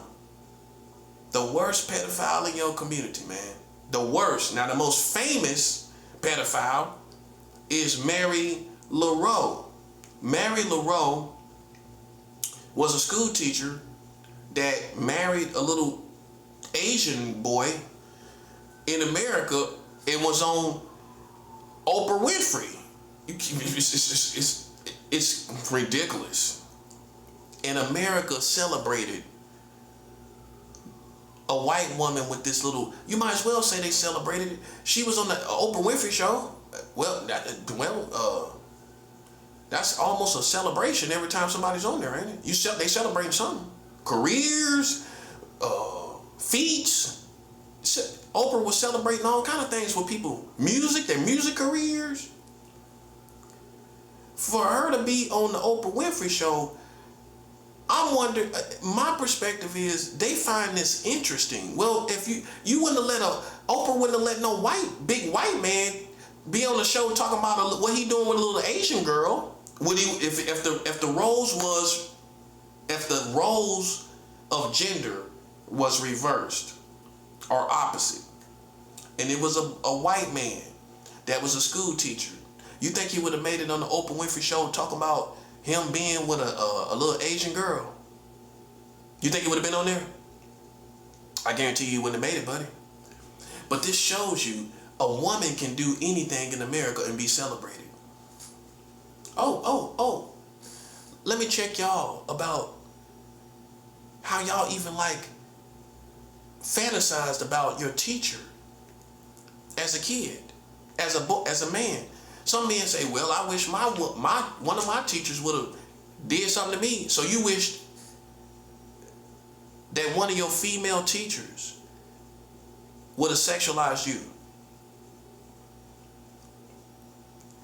It's an ongoing pornography fantasy of school teacher and student, right or wrong. So you're saying that you wish you have a fetish for school teachers sexualizing children. Oh, it's a whole pornography section and genre of it. You can go look. I'm not telling you to go look. It's a whole genre of school teacher and student and school student. And guess what? Usually, the teacher is a woman. So the conclusion is a woman can do anything. She can even be a pedophile and nobody thinks it's funny. If she's beautiful enough, listen, if she's beautiful enough, real beautiful, you're going to be inquisitive about what she done. Now, let it be a man do the same thing. Let it be a man on the Oprah Winfrey Show. She would have got canceled. They would have felt like Oprah was sitting up there finding it interesting that this man was being with this little girl sexually. They would have found, why would you find this interesting? Why would you give him a platform and take him seriously? I'm asking the same thing about Mary LaRoe. Why would you give her a platform to seriously explain this? That's the 7th hour. Why would Oprah Winfrey and the Oprah Winfrey Show staff give this woman a platform like we taking her seriously about what she talking about in her sexuality with a boy? Like I'm taking seriously your sexuality with a boy. Man, come on, stop playing. That's the most famous pedophile, and Oprah was right there looking at her. Oprah was right there being inquisitive, asking her questions, taking her seriously in her sexuality. Well, we want to know. Ain't nothing to know. She's a pedophile. That's what it is. Why do you find the need to be interested in her sexuality? It's self-explanatory. She's a woman, that's a child. What you want to know about it? See, that's human nature in America. People are inquisitive about anything a woman does. That's why lesbians are more celebrated than homosexuals. Oh, yeah. All these rappers been having sex with lesbians for years. But you hate homosexuals. You hate homosexuals, but you have sex with lesbians. That's the rappers. That's the 7th hour. Oh, all these rappers got lines in their music. I like a woman that go both ways. Right? Right. You listen, but the black culture has embraced lesbians way better than homosexuals. Mm-hmm. In fact, lesbians can come back from being a lesbian and then clean up their act and live a normal life, while many black men will not make it back to credibility with the black community. A lesbian can be right there doing it and got credibility with the black community. It's all through the culture. But show me a black gay man that you respect just as much as Queen Latifah. Queen Latifah has been celebrated, is one of the most black celebrated lesbians of all time. Now show me in the same black community, we all knew she was gay. Everybody did. At some point, we all knew she was a lesbian. Show me a black homosexual that is as celebrated as Queen Latifah on the same level. You can't show me one. That's totally embraced by the heterosexual community. Show me one black gay dude that's embraced like Queen Latifah. And that proves my point that lesbianism has been embraced more by the black community than black homosexuality. That's 7 hour. I can show you more than one, actually. But we gonna say Queen Latifah with all the movies, all the music, all the movies. My point is, lesbianism is more celebrated in the black community. Is the whole time. We all knew she was gay. Especially after Set It Off. Because a straight woman ain't gonna play that position. A straight woman ain't gonna be kissing on no woman like that on Set It Off, man. That's how we knew right then. If we didn't know before, with Living Single, because I used to watch Living Single as a kid. I used to watch that. I used to watch all of that, man. But, you know what I'm saying? But right then, we ain't kind of know. Because she was into, I think she had a love interest on the show. I can't think about who it was right now. But she would date these random guys sometimes and all that kind of thing on Living Single. So she was projected as a heterosexual woman in Living Single. Everybody that's black used to watch Living Single, man. I grew up on that. So right there, you know, Queen Latifah was cool with everybody. You know what I'm saying? We ain't think nothing about. I was too young to think whatever. You know what I'm saying? I ain't try to read between the lines on her sexuality as a kid. I wasn't mature enough to do that. But once Set It Off came out, no matter how young you was, when that movie came out, Set It Off, when that came out, man, everybody knew officially at that point. And we celebrated her throughout the years, through all the movies she did, the comedies, everything. She didn't miss a beat. Now, show me one black man that was openly gay. And I'm trying to show you, it's a whole different standard. It's a whole different light. It's a whole different it's a whole different level of discrimination on the black gay man side, and with the whole makeup of it. People think women can come back from that. Even Pimp C, no disrespect, Pimp C was very vocal about homosexuals and lesbians, and how he put it, women will play around. Some people say, well, why men couldn't play around? But his logic, Pimp C's logic was, women will play around. But he did say, I don't have a problem with homosexuals. I have a problem with closet homosexuals. That's what Pimp C said. But I ain't never been like that. If I was doing it, I was doing it.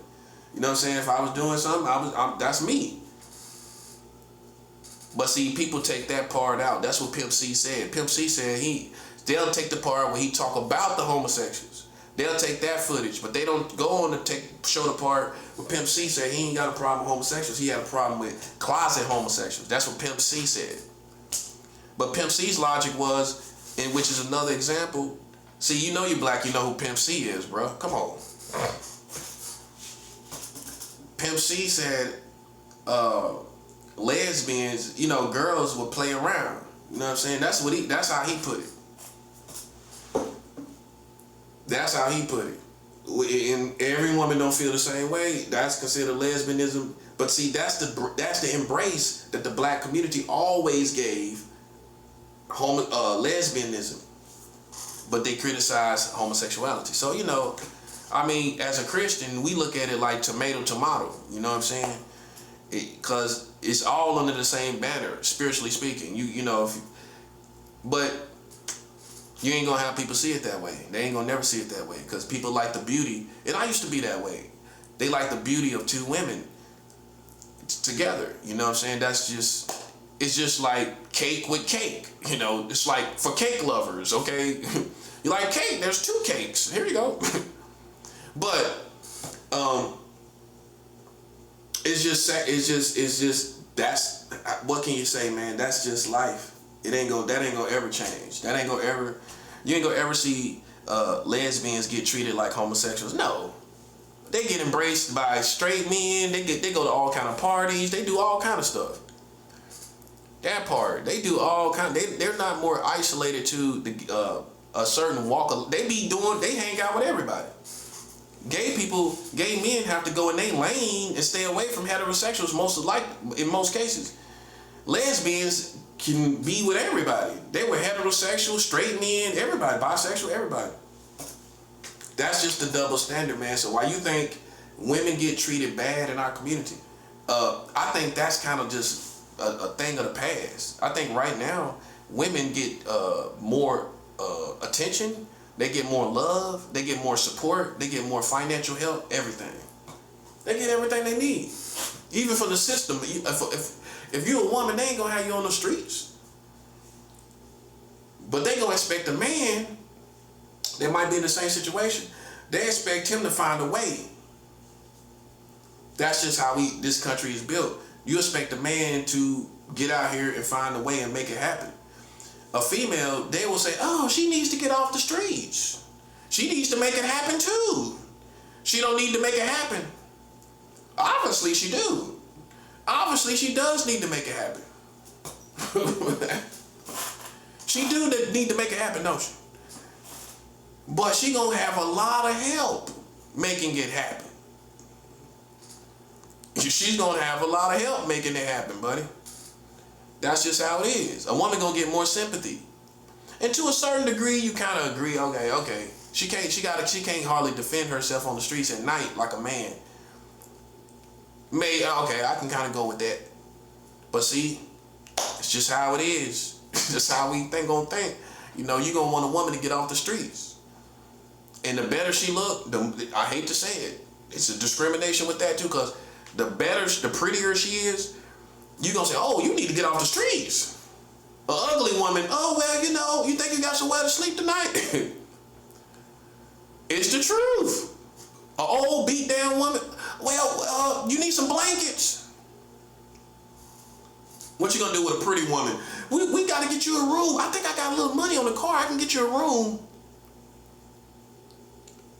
You ever notice, I'm gonna tell you one thing you ain't never seen on the streets. Have you ever seen extremely beautiful women on the streets? Homeless? Nope. I've been homeless a lot, so I can talk about these stories. I ain't never seen no beautiful woman on the streets. Nope. Not really. I mean, you know, pretty decent cute. I've seen cute on the streets. Think about it. You seen cute. Them the ones we, having sex, getting high. We seen cute, beautiful. You seen a beautiful woman, you seen a beautiful homeless woman. You ever thought about this? This is the kind of stuff I think about. Well, why you don't see no beautiful women on the streets? I mean, poverty doesn't discriminate against anybody. Now, does it? Why isn't there any beautiful women on the streets? I mean, literally. Oh, if they're on the streets these days, they're going to have a car. They might sleep in their car. But why we don't see them totally out there throughout the years? I'm going to tell you why. Because some guy is going to get them off the streets. That's why. Some guy is going to pick them up and get them off the streets. You ain't going to never see no beautiful woman on the street. So when she's on the street, people going to beep it at her. Burr, burr. Don't let her have some clothes on looking good. Burr, burr, burr. She going to be getting beeped at all the time.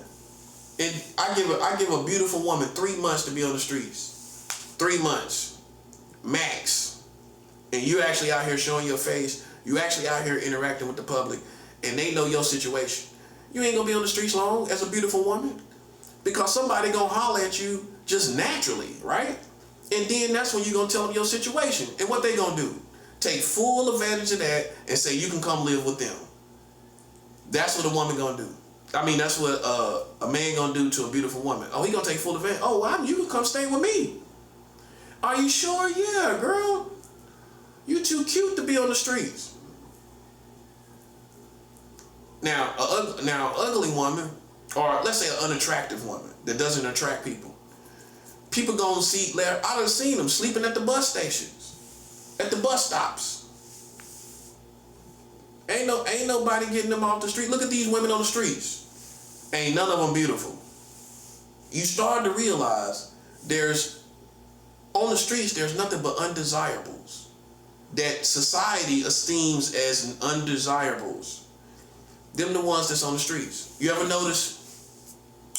You have never seen this. This is how it is. If you're beautiful, ain't nobody gonna have you on the streets. How you gonna make it? Because people gonna holler at you anyway, and then you're gonna be more in the public. So guess what's gonna happen? Instead of being in the house, you're gonna be more in public, right? As a beautiful woman. People gonna be hollering at you all the time. Think about it. You're gonna be walking around all the time because you're homeless, So you're going to see more people. You're going to see more people. And I guarantee you, I give you 3 months before somebody gets you off the streets. It's what it is. And don't let her be trying to get off the streets. Don't let her be trying to holler at people. It's going to be even quicker, and she probably is going to be trying to holler at people. Yeah, that part. She going to be doing it too. She going to be trying to holler at somebody. Absolutely. In most cases. She might go straight to the shelter. She might. They going to do that too. But even with that being said, man, you ain't going to really see no beautiful women at no shelter either. You ain't going to see that either, man. That's reality. That's life. You ain't gonna see no beautiful woman in no shelter. It's gotta be something, I hate to say it, it's gotta kinda be something wrong most of the times. Most of the times. I give room for, especially wild and young women, you know, I give a little room for that, falling out with their mama or something like that. But she ain't gonna be there long. She gonna be passing through. Especially if she wild and young. She definitely gonna be passing through. Another thing you ain't never seen on the streets. You ever seen somebody that's like a basketball player, 6'6", like Jordan? You ever seen somebody 6'11"? The tallest person you probably seen on the streets, I guarantee you, is probably 6'2" or 6'3", no more than that. You ain't gonna see no 6'4" guy sleeping on the streets. When? Back to undesirables. It's always gonna be short, homeless men. It's what it is. That's every ethnicity. Black men, white men, and I'm not hating, I'm just saying it's what it is. A tall man that's 6'4" or better, he's getting off the streets. Am I wrong?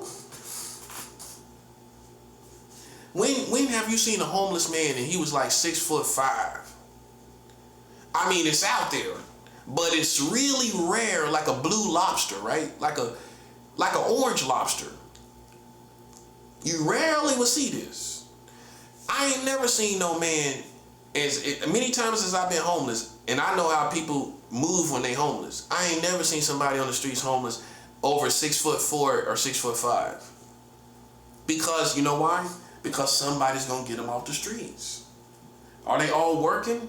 And that's the punchline. Nope. There's a lot of beautiful women that ain't working. There's a lot of tall guys that's not working. So what's going on? They are staying with people. Guy that's 6'5", a woman gonna get you off the streets. Well, I can help you a little bit for a little bit. But she already know the truth, what she wanna do. You gonna be her in-house boyfriend. That's the truth. She might not even put no pressure on you for you to work. That's the truth. You're a beautiful woman. You might not have no pressure for you to work, cause he don't want you to be out there. He gonna try to control you. He don't want you to be with these other dudes. He don't want you to stay in the house. He gonna take care of everything. I'm telling you. That's how men are. You ain't gonna never see that. You ain't gonna never see no beautiful women. You ain't gonna never see no dude of about 6'4", 6'5". You ain't gonna see that on the streets.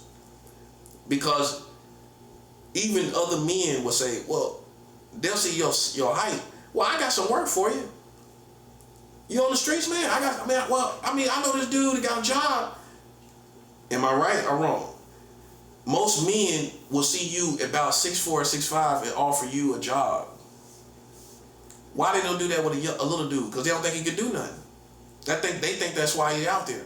But a big guy that's like 6'4", 6'5", they gonna think, oh man, nah, we can get you a job, bro. Big as you are.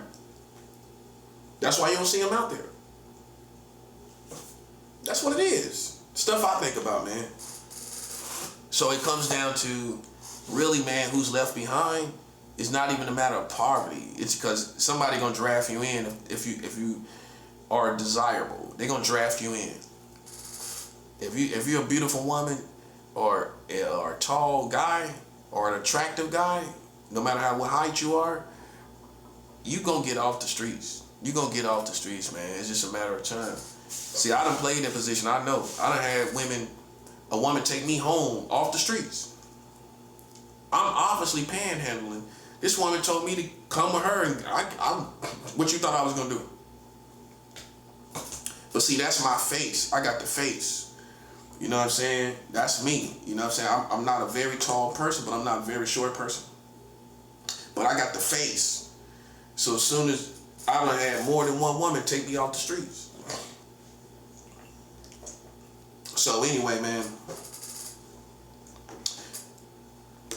that's really how life is. It's some things in life, bro, that really is just not gonna ever be fair. It's not gonna ever be equal for everybody, and that's life.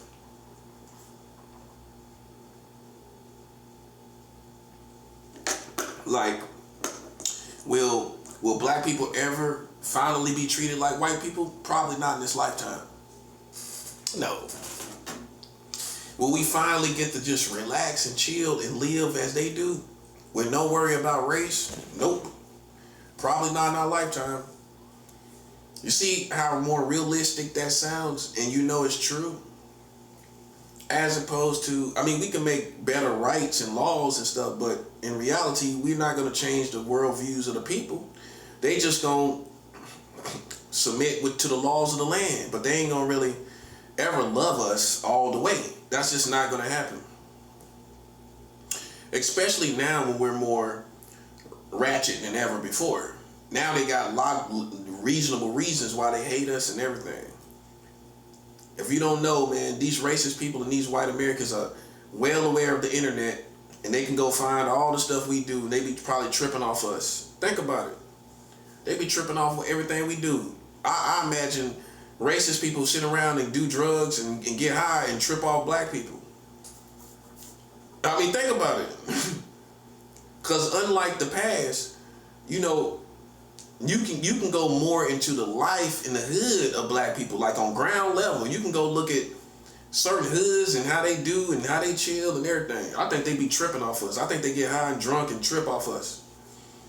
All kind of crazy stuff.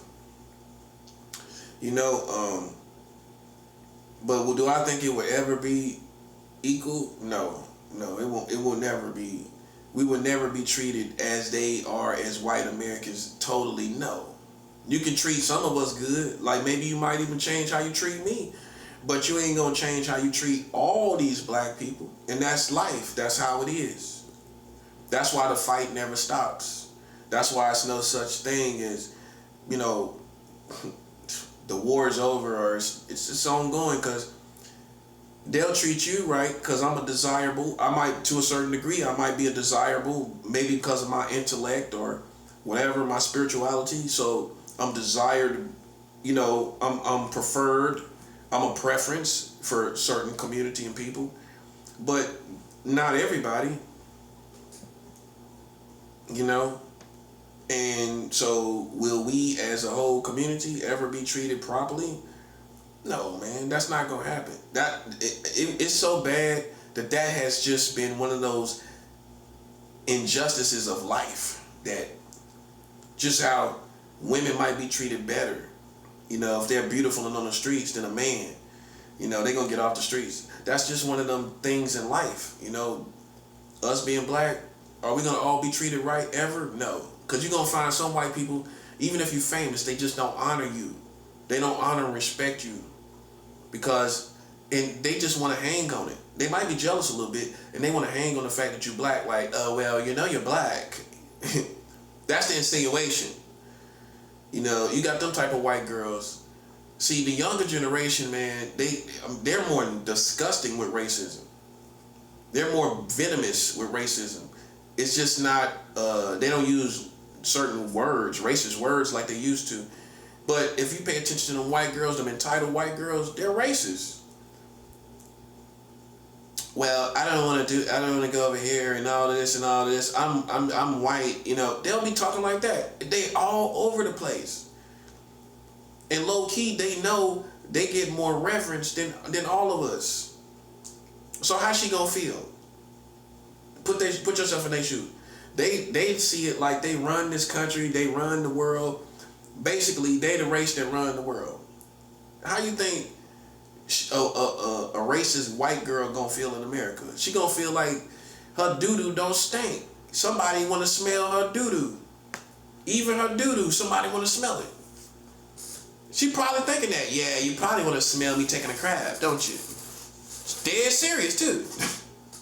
No, I'm just being 100. Man, you got people like that, bro. Am I lying? They think they're so hot, they don't, like, you probably want to smell my feet. You probably want to, you know what I mean? Come on.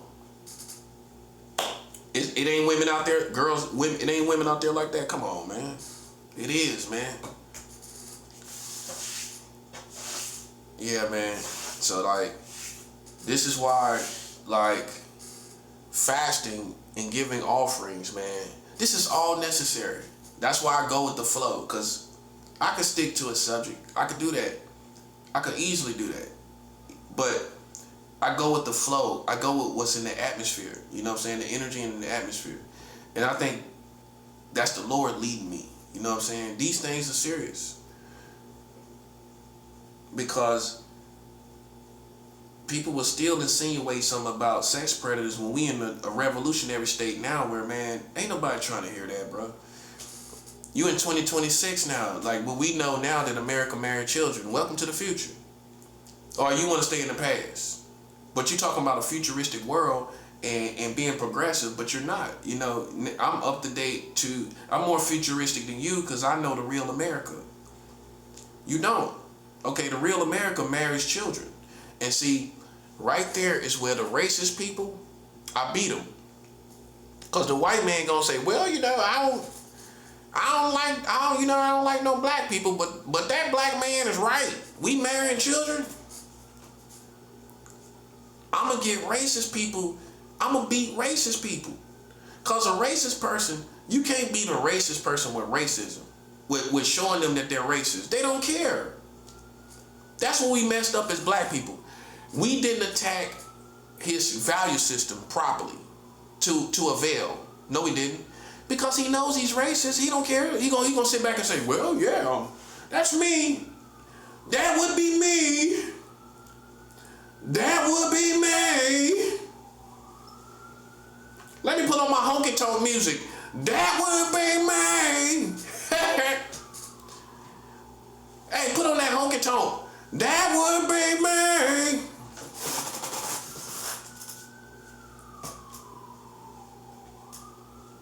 He doesn't care.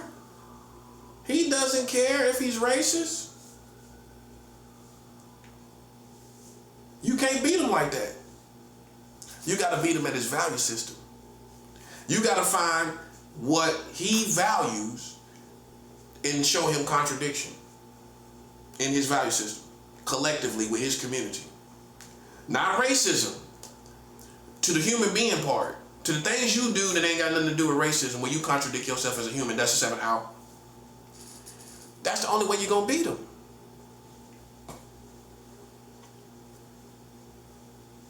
That's the only way you're going to beat him.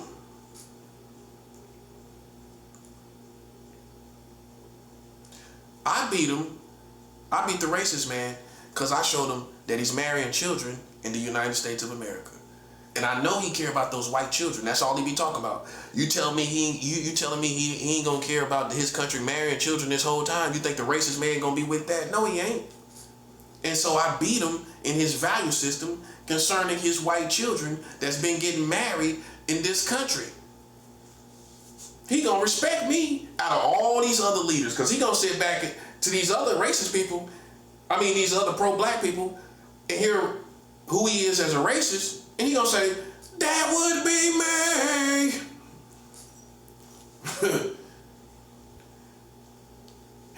You ain't gonna beat him like talk about how he racist. He don't care.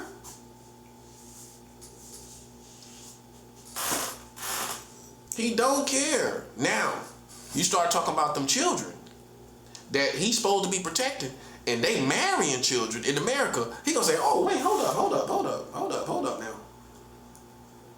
This black man's on to something now. Here, hold up here. Hold up here now. Here now, hold up here. America been marrying children since 1929. Trump didn't say nothing when new laws got passed to marry children in America. He ain't say nothing about it. The white man gonna feel defeated. Oh, well, hold up. No, no, no, no, no, no, no. I ain't with no pedophilia. No, sir.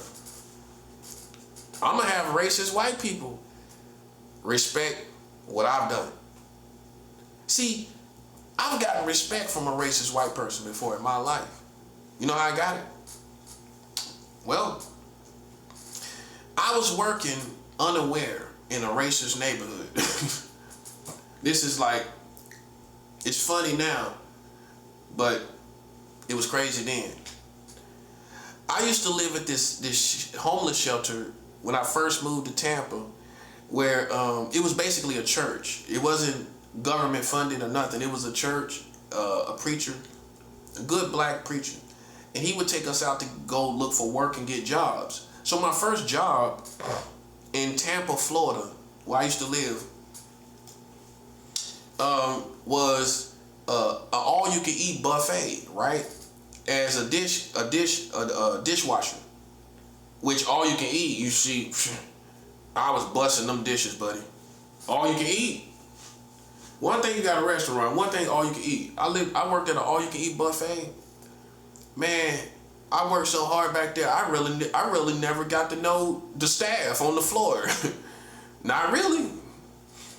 Not really. I didn't really get to know nobody.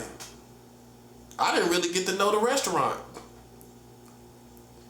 That's how hard. That was the all-you-can-eat buffet. I was 22 years old, working there. Now, I didn't know, but the pastor probably thought, well, it ain't gonna matter. I'm probably sure he knew.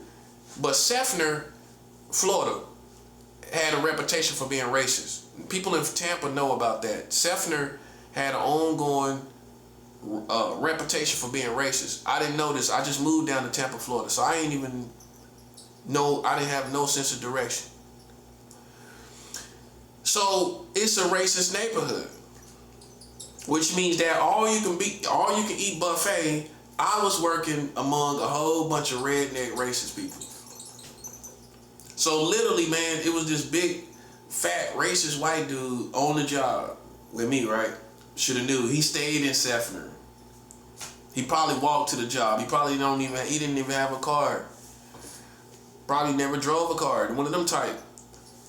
So yeah, literally, like he was very bushwhack, unsophisticated. So one day, I don't know what it was, but he called me a monkey. Bro, I'm dead serious. This white man called me a monkey when it was just me and him one-on-one. Cause it was two black dudes that was felons, that was prisoners, that was working there too. So it was other black dudes working there. But he wouldn't try them cause they was hardcore. They was criminals, thugs. You know what I'm saying? They told me this one of them told me some crazy stories, stuff I ain't never even heard ever again, like about prison stories. But anyway, he ain't try them because he know what time it is. You know what I'm saying? He gotta respect the fire. You know what I'm saying? He can't play with it. But with me, because I was a younger man, I was 22 years old. You know what I'm saying? I was obviously a little younger. And then you can tell how I look now. Imagine how I look when I was 22. Like I was 20 instead of 22. I kind of look like that. And so he called me a monkey. I had a white man call me a monkey. I went and told the manager, and he still kept his job. Now, if I was a little bit older, I would have demanded that he lost his job for that. But I was so young, man. You know how it is when you're young. You don't pay attention to everything. And you don't care about certain things. Now that I'm older, I don't know how I want to handle that now up to date. But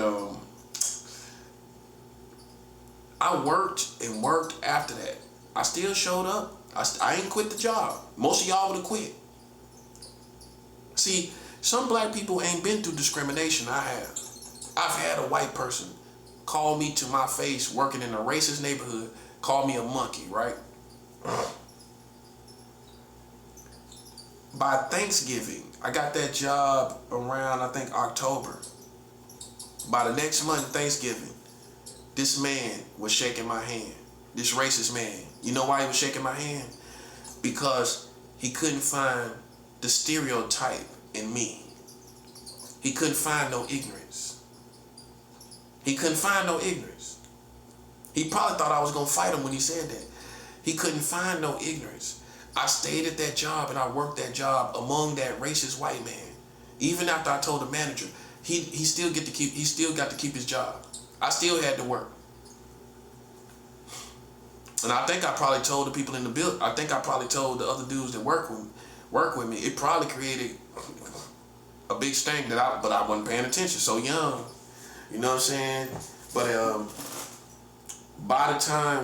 by Thanksgiving, because the old heads embrace me because I'm a young dude, you know what I'm saying, working. I'm doing what I'm supposed to do. So the old heads, black dudes, you know what I'm saying, that had been in prison. There was two of them. One of them was cool with me. The other one kind of, because I was young, he probably kind of really didn't embrace me. But one of them was cool enough to where me and him was talking and stuff. But, you know, by the time I got to Thanksgiving, this man was shaking my hand. You know what I'm saying? He was shaking my hand, and most of y'all would have just quit. I ain't quit. I stayed the course. I stayed working. You know what I'm saying? So I actually can say I went through discrimination on the job when you're doing everything right, where you ain't doing nothing wrong. You ain't doing nothing questionable. You ain't doing nothing questionable. You ain't doing nothing to incriminate yourself. You know what I'm saying? And that person still called me a monkey now. And I'm working. I stayed the course. I worked the job. I did not quit. And he just seen me work hard. And I kept working hard. Remind you, I'm a prophet. Right? So he seen me work. He seen something different about me. I know he did. And by the time Thanksgiving came, I remember it was around Thanksgiving. Whether it was the day before or the day of, I don't know if I might have worked on Thanksgiving that year. But, because they needed people to come in there. Think about it. All you can eat buffet was going to be open on Thanksgiving. So, I might have worked, but I remember it being around Thanksgiving. And this dude shook my hand. And that's how I won. That's how I beat a racist man. This man was absolutely racist. The kind, bro. And this man shook my hand. By the time I proved myself to be a person that he couldn't find no stereotype, he couldn't find no ignorance. But it wasn't like I had never practiced ignorance, or I sold drugs before. I done sold drugs before. So it you know, but I had lived for the Lord. I was a Christian at that time too. And that man shook my hand, that racist man shook my hand. You know what I'm saying? But them two prisoners, they talked me into being with my ex-wife. When I left, I should have left her alone. But I listened to the homies on the job. Oh man, it's the holidays, man. You better get back with that girl. Yeah. They were talking to me like, cause you know, you talk with the homies, you talk with the dudes on the job. So I'm like, yeah, me and her ain't together. You know, I'm talking about my little girl, my girlfriend. Like, yeah, I done let her go. They were like, nah, man, it's the holidays. They the ones taught me back into it. They the one, I had already let her go. You know what I'm saying? They the ones that taught me back into being with my ex-wife, my baby mama. You know what I'm saying? Before we had kids, I had let her go. I let her go before we even had sex. You know what I'm saying? And the dudes at that same job, them two prison dudes, they the one taught me, oh man, it's the holidays, man. You know what I'm saying? They the ones taught me into it as a young dude. I'm like 22, I'm listening to them, I'm like, alright, you know what I'm saying? So I was cool. I got embraced by prison dudes and everything, man. Even then, when I was like 20-some years old. You know what I'm saying? And they was talking to me about, you know, getting back with my female. Nah, man, it's the holidays, man. You know what I'm saying? And I'm listening to these black dudes. You know what I'm saying? I'm like, oh, well, whatever. You know what I'm saying? I'm listening to them.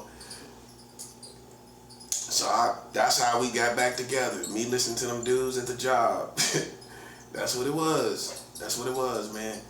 You know, but I got respect, man. You know what I'm saying? Like, as a worker, as you can see, because ain't no prison dude's gonna respect you if you ain't working, and ain't no racist people. I got respect from prisoners at that job that was real felons that done real time. And I got respect from a racist man on that same job, all in one. So you know I had a good work ethic. I'm getting respect from a racist man and a prisoner. Convicts, real convicts. You know what I'm saying? But in my life, I mean, going through the shelter system, I just always, of course, I'm gonna be connecting with felons. I got used to felons through the shelter system and being homeless. I got used to felons, killers, all that kind of stuff. That's what people sleep on too, is that sometimes you grow credibility, street credibility, 2 times in your life. The first time when you first got out there as a kid, and then for whatever reason, a second time. And that was my second time of building credibility once I got back out there, like in the streets with the shelters and hanging around a lot of dudes. I grew more as far as the streets. I grew more, that part too, I grew more as far as understanding the streets a second time around, you know what I'm saying? Being homeless and going through the shelter system with all these military people, military all in the shelter system. So you're gonna be around tons of military and tons of convicts. You know, that's gonna be the main blend right there. Convicts and soldiers. From the West Coast, I was in the shelter in the West Coast. The first time I was in a shelter was in LA. You know what I'm saying? And the first time I stood in a shelter line, a homeless shelter line, man, I almost cried. I was only 20 years old. I was like, I almost cried, man. You know what I'm saying? Like, that was the first time. Because it got this, and it might have been the energy of other people looking at me so young, because at that time, it wasn't a lot of young people in the shelter. This was like 2001. So, it wasn't a lot of people in the shelter system at that time. You know, not young kids. So that's how I got embraced a lot. I was around a lot of old people because young people wasn't going in the shelters. It was still like basically the 90s, like from 2001. So it wasn't a lot of, these days kids are just all in the shelter. 20-year-olds and 30-year-olds, they're all in the shelter system now. But back in 2001, I was like, I would always have one little friend, maybe, but that's about it. Like, you know, I would have somebody around my age a little bit, but they always a little bit older. You know, everybody was always a little bit older. So I always got treated like the baby boy in the shelter system, and I got embraced by a lot of soldiers, military. I probably been around so much military, ain't even funny. Military, and cause some people just don't tell you, especially if you're young, like my age. They probably didn't even, sometimes didn't tell me, and like the craziest military dude I've been around was like this dude who was esteemed as like Rambo. And he was esteemed as Rambo by another military person. So when I used to work at Ready, Willing, and Able, they had a whole military floor for military people. So I got embraced by the whole military floor. I used to sneak up there while everybody else was just down there with the shelter people. I was chilling with the veterans. And how it started was they had this little room, this video room where they had a DVD player. And I used to bring my videos up there, True Blood, like the True Blood series, and the veterans loved it, man. I would put on True Blood, and we would watch series of True Blood, just sit back and watch it. They would wait for me, they would be glad for me to come up there. And we watched that HBO series, True Blood. So I would just sit in the room with nothing but veterans, straight veterans, right? And that tells you another thing about my vibration and energy. I'm just in a whole room of veterans. not self-conscious, not feeling nothing funny, you know what I'm saying? And we used to all smoke outside, everybody. The shelter dudes and the military floor of the Ready, Willing, and Able. And so it was this one guy, cause I used to smoke Marlboros. I smoke tobacco is tobacco to me. That's how I used to be. So it was this one military dude that he was a white dude, probably about 6'2", 6'3", and he was esteemed by a black dude that I was also cool with. He said, yo, that he seen me hanging around him. He was like, yo, that dude is like Rambo. As far as his military credibility, he told me a story where this dude, this dude didn't tell me this out of his own mouth. Somebody else told me. He told me that this dude, he was a POW, right? He was a POW, a prisoner of war. And when he got out of war, when he got out of the camp, he tied his enemies up and poured ants on them and watched his enemies get eaten alive by ants. He watched his enemies getting eaten alive. Well, I figured they put some kind of food or something on the oppressors, the people that was over the POW camp. He said the dude put ants all on his enemies once he got free and watched ants eat them alive. Remind you, this is obviously another country. So it's huge ants, big ants. This ain't no American ants. More like rainforest ants. And he said he watched his enemies getting eaten alive. So I was talking to this person, and me and him would just share cigarettes with each other. And he probably liked me because I was a little younger, you know what I'm saying, a little young dude, you know what I'm saying. And so me and him would just kind of talk, and he told me he wanted me to come live with him.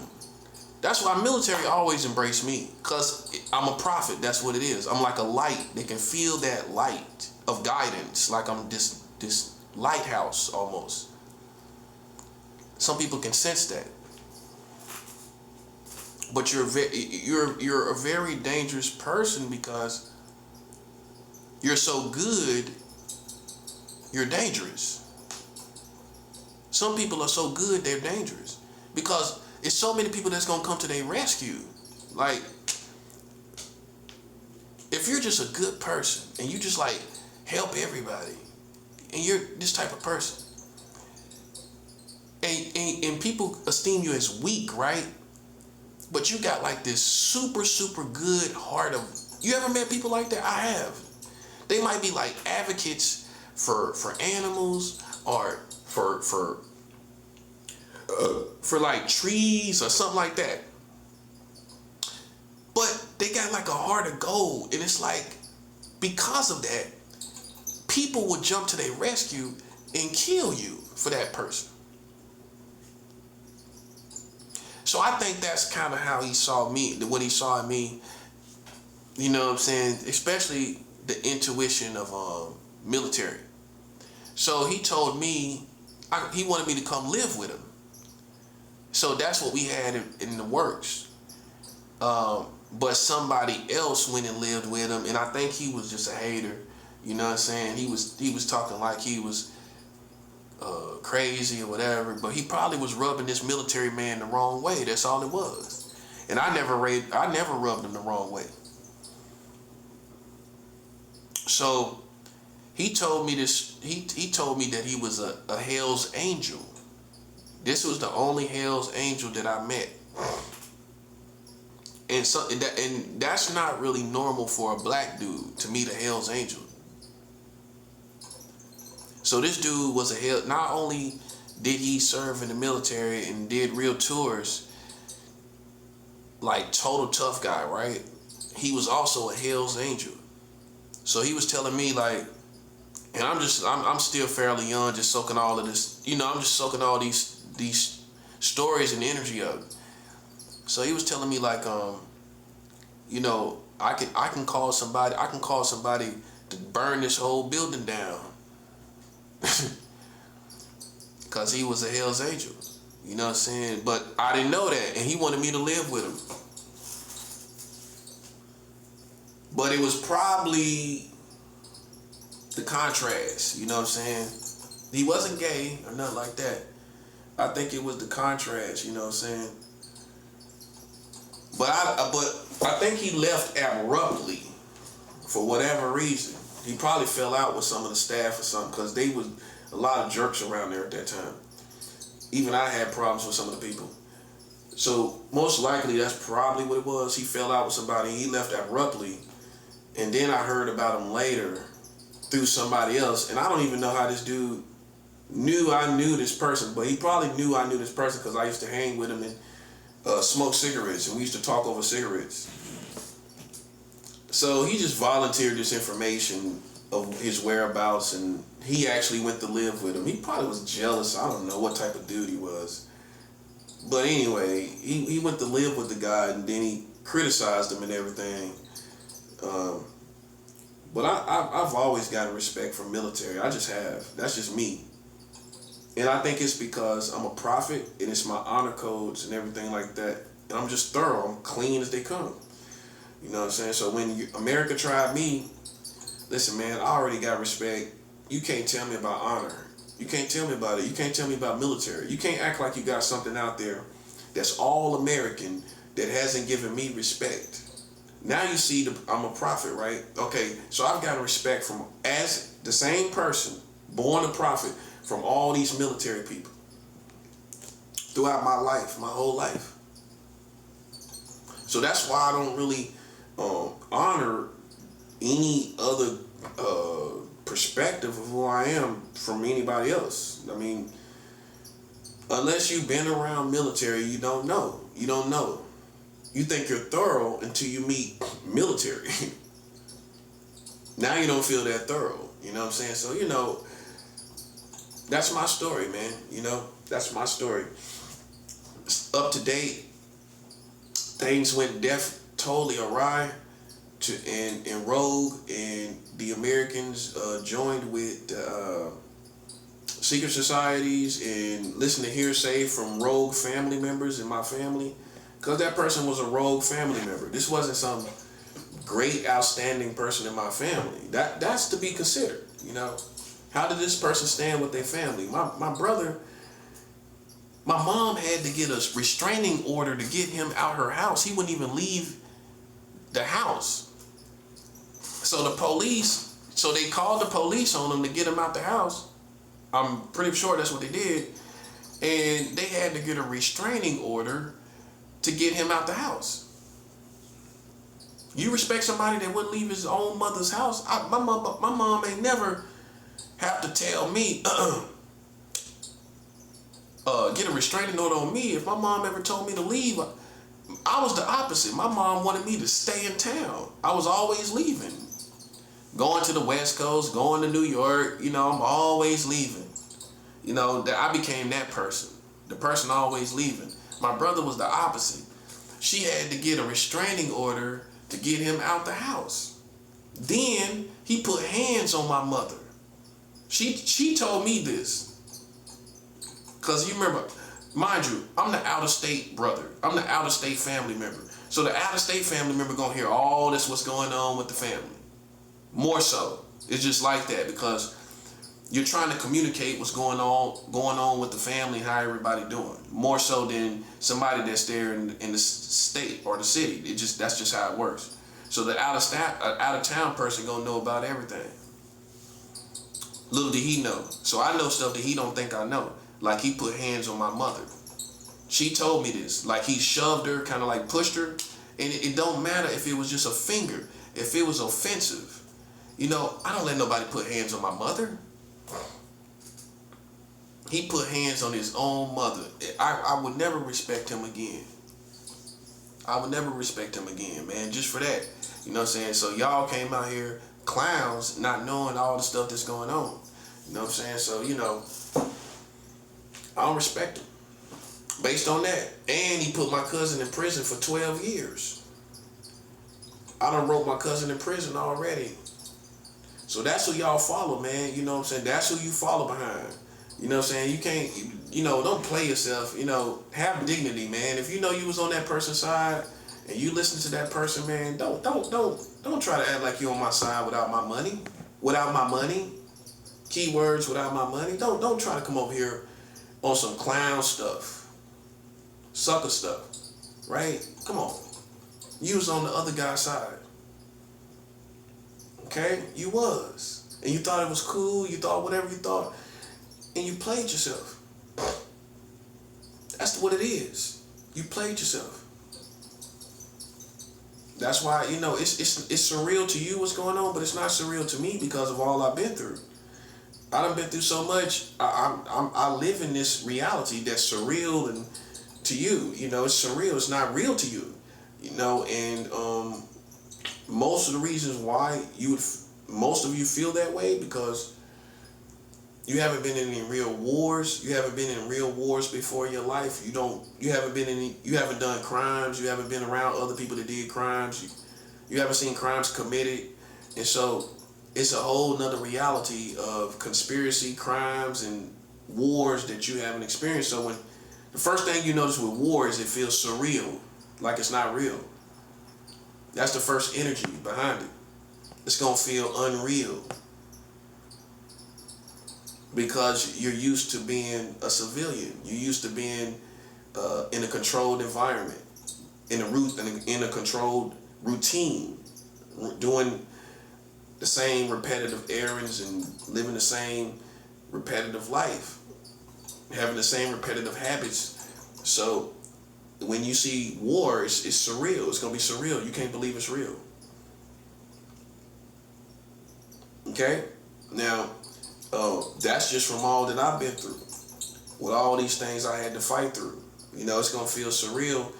And then at some point, you become a soldier that just dig in to a new war, new tour. And now at this point, I just dig into new tours and new footsteps like it's nothing, But see, now has come the time where it's surreal to y'all because now you see all this stuff happening to you and you can't believe it. Because the war is now coming back on you. And that's how you know. Because now you're starting to feel these surreal feelings.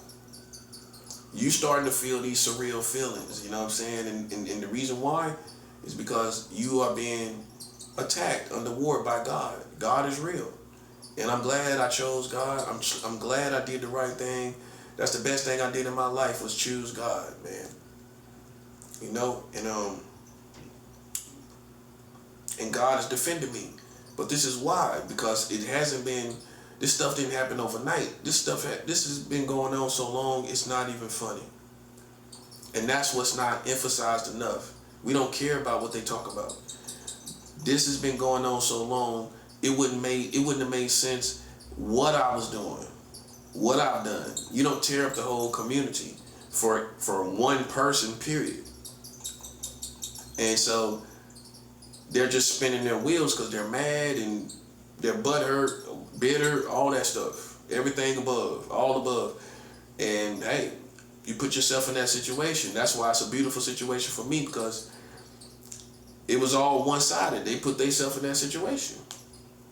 That's it. And all they trying to do now is make me liable and you can't. I'm not going to be liable. That's the beauty of the situation. You put yourself in this situation, you played with me, and now everybody want these people dead. They want the secret societies dead. They want the Illuminati, Freemasons dead. And it's just, it's not going to change. It's not going to change, man. It's not about being nice. You got to come back and sober yourself up to the situation. Nice is not going to be the solution. So now you're thinking about the solution. Right? Nice is not going to be the solution. What's going to be the solution is monetary justice. Maybe that's a term I coined, right? Monetary justice. Justice in the form of monetary. Ain't nobody, this ain't the retarded club where we're just gonna be friends after all this stuff happened.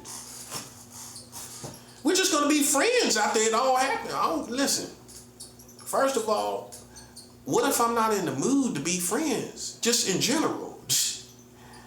Some people ain't all, like, especially my age, it's not that I'm not friendly, I'm just not in the mood. Like, with all I've been through, I don't want no friends. I don't want to open up myself to nobody. But a woman, yeah. A wife, I open myself up to a wife. But other than that, man, I don't, and Christian brothers and sisters, and I'm selective even with that. But I don't really want to open myself up to nobody. I'm not really trying to get to know nobody. I'm not trying to be social. You know, and that's kind of understandable. I feel better and more comfortable not being social right now. That's how I like that. I feel more at peace. You know what I'm saying? Because with all the stuff that's going on, man, you know people playing some type of position. So, I mean, it's kind of insult my intelligence. Like, you know, I don't want to be around somebody that's kind of halfway playing some kind of funny position. Come on, man. No. Mm-mm. And if you had respect for me, you wouldn't even come around me. You know you kind of playing this position, these certain positions. Come on now. Not even trying to be nice because you still kind of playing a position. Or you already did. You already did play a position. So with that being said, you shouldn't even try to make it up with trying to be nice and all. Nah, that's young people. If you play with somebody and you seem them to be a good person, whatever, and you trying to be nice, nah, you just bow out gracefully. That's what grown people do. You know you messed up, just bow out gracefully. Don't try to be on my side. Don't try to come be nice and befriend me or whatever. Just bow out gracefully, that's all. Which means just treat me as anybody else from this point, and this person just wants to be left alone. That's it. But see, I gotta bear people now wanting to get to know who I am, and it's aggravating. It's irritating because no one's talking about the elephant in the room. When I'm gonna get my money? That's what I'm talking about. Being friends, I'm not talking about being friends. See, that's a whole nother subject for a whole nother day. That right now in my life, even besides these situations, I might not want to be friends with nobody. Like at my age, I just want me a woman. That's it. Other than that, I don't really want no homies or friends right now. I mean, you know, unless it's a good lifelong friend that I can share life with, but fly by night willies, my time is over with that. Nah, I'm cool with that. I don't want them type of dudes around me no more. Because you can't trust them. You don't know who they working for. You don't know whose side they're on. You don't know if they're gang stalkers. You don't know what their position is. You know what I'm saying? But somebody that's willing to die for you, real comrades, that's different. But if ain't no real comrade, nah, I'm not interested. So see, now you see how I feel. Why everybody like, oh, he's such a cool guy. But that ain't my energy. My energy is I need justice. While you're thinking about I'm just such a cool person. Now you see, if you was real, you would understand that.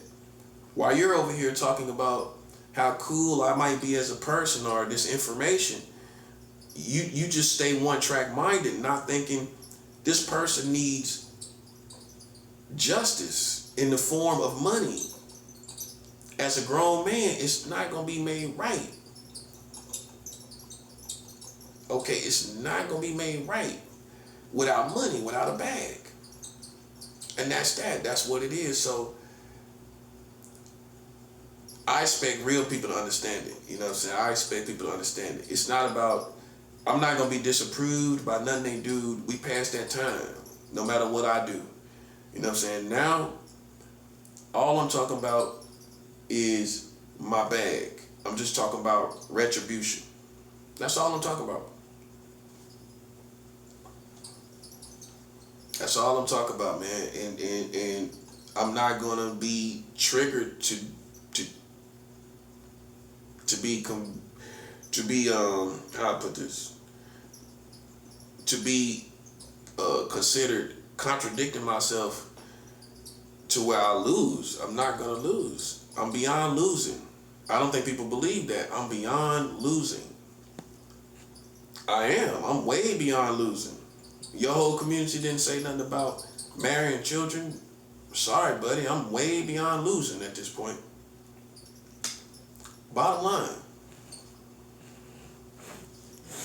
And all I'm talking about is my money.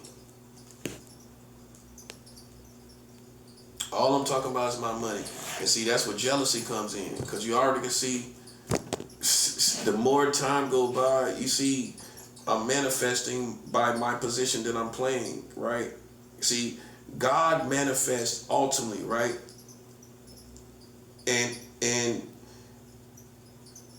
ultimately all manifestations come from God that are good, right? So all glory ultimately comes to God for everything done. And also you can see in the Bible that people play a position, and their position is honored. Their position is credible for why things happen the way it actually did. The prophet Elijah, I can tell you a million stories. Esther fasting. Esther went on a fast, a 3-day fast. I can go on and on. In other words, their position played a specific role in what happened.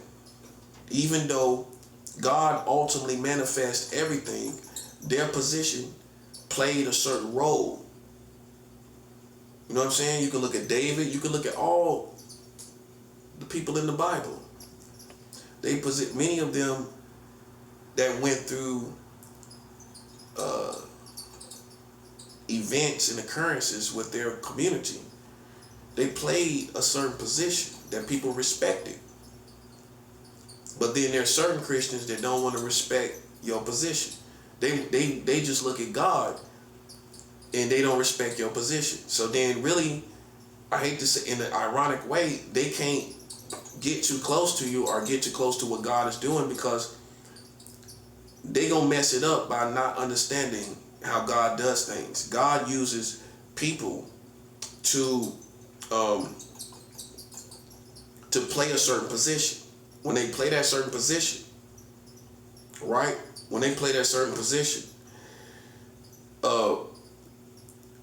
God puts honor and publicity, promotion on the position of his servants. He wants them to be promoted. You can look at Joseph, you can look at, they played certain positions. Joseph played a certain position. Some Christians in America, they only acknowledge God. And I understand that concept, especially when you can't find really spiritual people, right? You can't really find them. Okay, so you start getting this mentality where you just praise God. You don't really acknowledge man. But the Bible says, give respect where respect is due. Give honor where honor is due, right? Let other men praise you and not your own mouth. Okay? So at some point, right, you have to be respected. And it's important to God that his people be respected. And see, right there is where people will respect God, but not respect his people. And that's how you got yourself in a jam. See, that's why, like, for me, like, I've been taught by my mom to where we respect spiritual people, not religious people. My mom always said, I don't play with no spiritual people. This is my mom. This is when she wasn't even really living a Christian life. She respects God's people. It's some people that understand. It's some people that's corny and they don't. Like, it's worse than a witch to play with me, because I can curse you real bad And you're going to feel it real good, buddy. And I don't really care how you feel. Okay? Because my justification is going to be, in my case, is that you just played around God's people and just thought nothing would happen.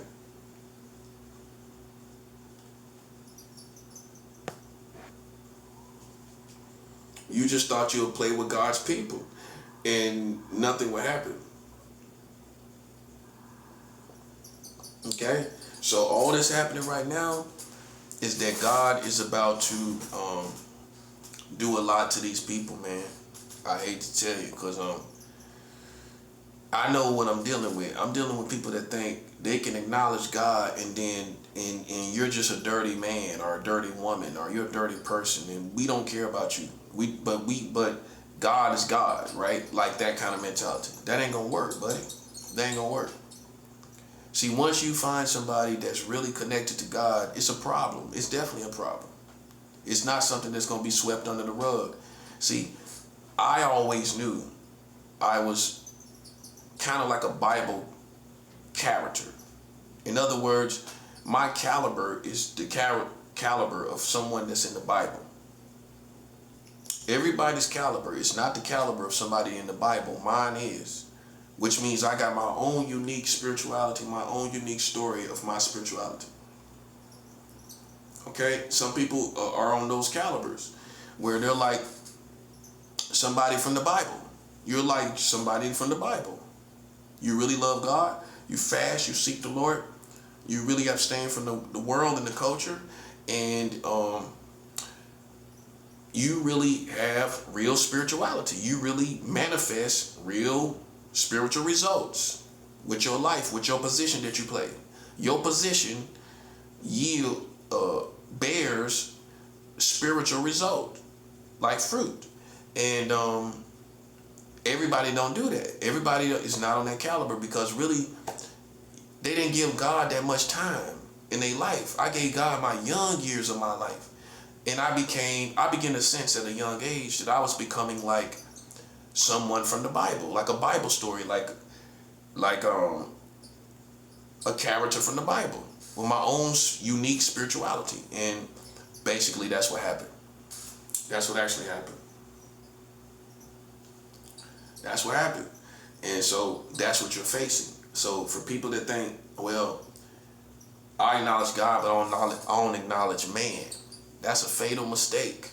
If somebody's really connected to God, if you stuck on trying to see me die, or you just got this fetish for seeing me die, it's gonna be you that die. I'm telling you. I'm telling you right now. It's gonna be you. It's not gonna be me.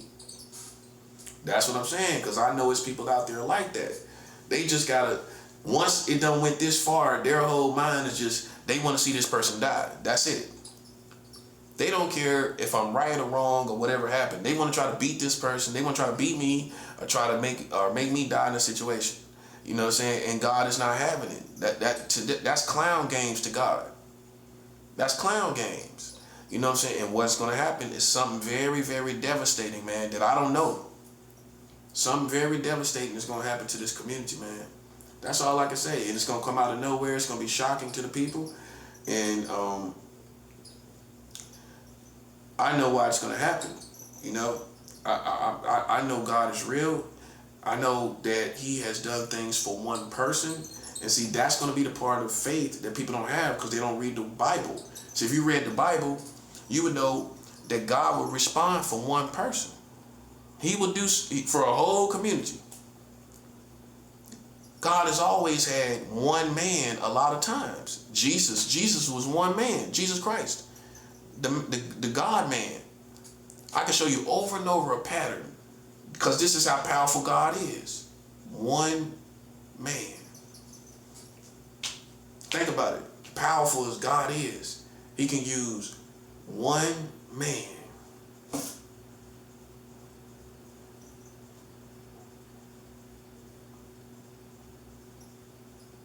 Okay? And that man, I'm just another man that God is using. But the thing about it is I'm educated on my protection. I'm educated on what destruction he would do to these people if you don't meet my demands. Because see, once you've unjustly disrespected me to this degree, I get to make demands. I get to make demands of what I want, not what you want. You've done enough, right? I get to make my demands, and God honors my demands. And see, for you that's religious, you're like, oh, come on, because you don't have no connection with God. So it's hard to even talk to people like that. It's easier to talk to people that don't know God. I hate to say it, because a religious person gonna think, they gonna go by what they got going on, and they gonna think you don't got nothing going on because they ain't got nothing going on. So they gonna think your experience and their experience, well, your experience should be something like theirs, or it could be no better than theirs. And see, right there, you gotta avoid religious people. A person like me that's very spiritual, I have to avoid religious people, because you're gonna think I'm exaggerating. You're gonna think this is foolishness. You're gonna think my spiritual walk could not possibly be on this level because yours is not on this level. That's the problem. But you didn't really live like I did. You didn't fast all those years. You didn't worship God for 12 hours at a time, 13 hours at a time. Like going to a job for hours and hours. I stayed in God's presence for 8 hours, 10 hours, 12 hours. That's praying in the Holy Ghost for hours. Not just sitting there and don't really out of your mind. No. The right laborious, spiritual labor position and posture where I'm going into God's presence, worshiping Him, praising Him, praying in the Holy Ghost for 12 hours. And see, that's what kind of anointing I have on my life. I don't hear anybody talking about it. Consistently praying in the Holy Ghost. Not just saying the same prayers. When you pray in the Holy Ghost, the Bible says, and I'm paraphrasing, you build up yourself. You build yourself up. You build yourself up, right? So can you imagine building yourself up for 12 hours? The Bible says those who speak in an unknown tongue edify themselves. Meaning you building up yourself. You charging up yourself, right? You're strengthening yourself. Can you imagine praying in the Holy Ghost for 12 hours? That's what I was doing. So, it's people that sit around that I despise, that, you ain't even worthy to be here. I mean, you can't do anything about this situation.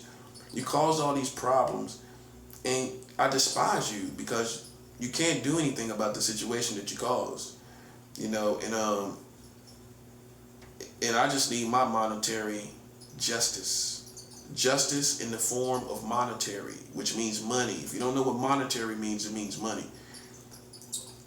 I coined the term monetary justice, right? We're not sitting here letting them size me up how I think and you bouncing off of it. That time is over, bro. It's a new season. So all these people doing, goofy people, they want to see what God does next. That's what we're dealing with. People that want to see what God does next, they got to be stopped. Because I know that's how goofy they are. Well, let's see what happens next. Okay. And it's going to get to a point where all of this goes away and it's not coming back. God loves who He loves. God defends who He defends, and ain't nothing you can do about it. You can also see that in the Bible, where it was one person. It wasn't a whole group of people. Many times, and see, the spiritually smart believer understands this. You can see a pattern over and over again where God done miracles. Miracles for one person. He did spiritual things for one person. And it's not anything anybody going to be able to do to manipulate. This is why people can't use their free will to just do whatever they want to do. And then think, well, nothing's going to happen. I'm sorry. I'm sorry, bro. Like, for me as a spiritual person, I'm not impressed at all by anything they've done. I'm not impressed by any of it. That's number one. Number two, none of it has affected me like they think it has. It hasn't. I'm in spiritual war, so I'm in the trenches. You know what I'm saying? I'm down in the trenches, in the spiritual military trenches, you know. And so with that being said, you know, I just don't care who they are because I have a real connection with God. Imagine them trying to impress me and I got a relationship with God. You can't impress me over God. So it don't matter what they do. It don't matter about no little spirituality. Now, for people that don't have a relationship or a connection, better to say a connection with God, okay, they might be impressed, but I'm not. Because I am connected to the Creator. You're not going to be able to impress me. You know, I'm not amused. I'm not impressed. I'm really not, you know. Like I've said before, all their abilities, basically, many of the things that, the main thing they do is all that mind reading stuff, right? All that psychological stuff. God's people, the truth be told, many of us hear the thoughts of others as spiritual people, you know what I'm saying? As God's people. And it's not telepathy, it's not psychic power. I mean, I put it like this, it's like Star Wars where you got the two sabers. You got two types of sabers. You got sabers for the dark side, you got sabers for the Jedi, you know what I'm saying? So we got sabers where we can do the same thing. But they'll think because we are able to do the same thing, we're on the same side, or we on, no, buddy. See, the truth is, I'm on a way higher level of self-awareness than you esteem me to be. I'm well aware of myself and who I really am. That's why on the negative side of things being done against me, that's why it's not working, because I know who I am. Okay, so you ain't gonna have no rappers, none of these characters, whether it be Jay-Z, Nicki Minaj, Beyonce, ain't none of them people gonna beat me in spiritual warfare. Ain't none of them. They play psychological games with those people, using those people in psychological games against God's people. I don't care about the culture, so it's corny to me for you to use people that don't really live the life I live, and I know they don't. You know, so it's corny, you know, to me, because they don't live the life I live. That's why it's corny. They ain't suffered for Jesus, so it ain't no need to even compare them to me. It's no need to compare them to Christians. It's two different lanes. That's like comparing Malcolm X to Jay-Z. I mean, it's two different lanes. Okay, Jay-Z got money, but he's not in the lane of a Malcolm X type of person.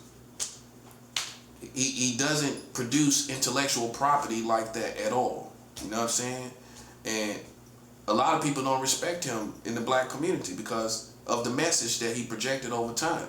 I mean, you know, they can respect your hustle, but what you ultimately stand for, or what made you famous, is going to be the main thing that people label you as. And they're not going to really respect Jay-Z based on all the same stuff going on out here. You know, it's some old people ain't gonna ever respect those type of people, but they'll respect me because of my message that's to the general public of these people marrying children and playing with people's integrity.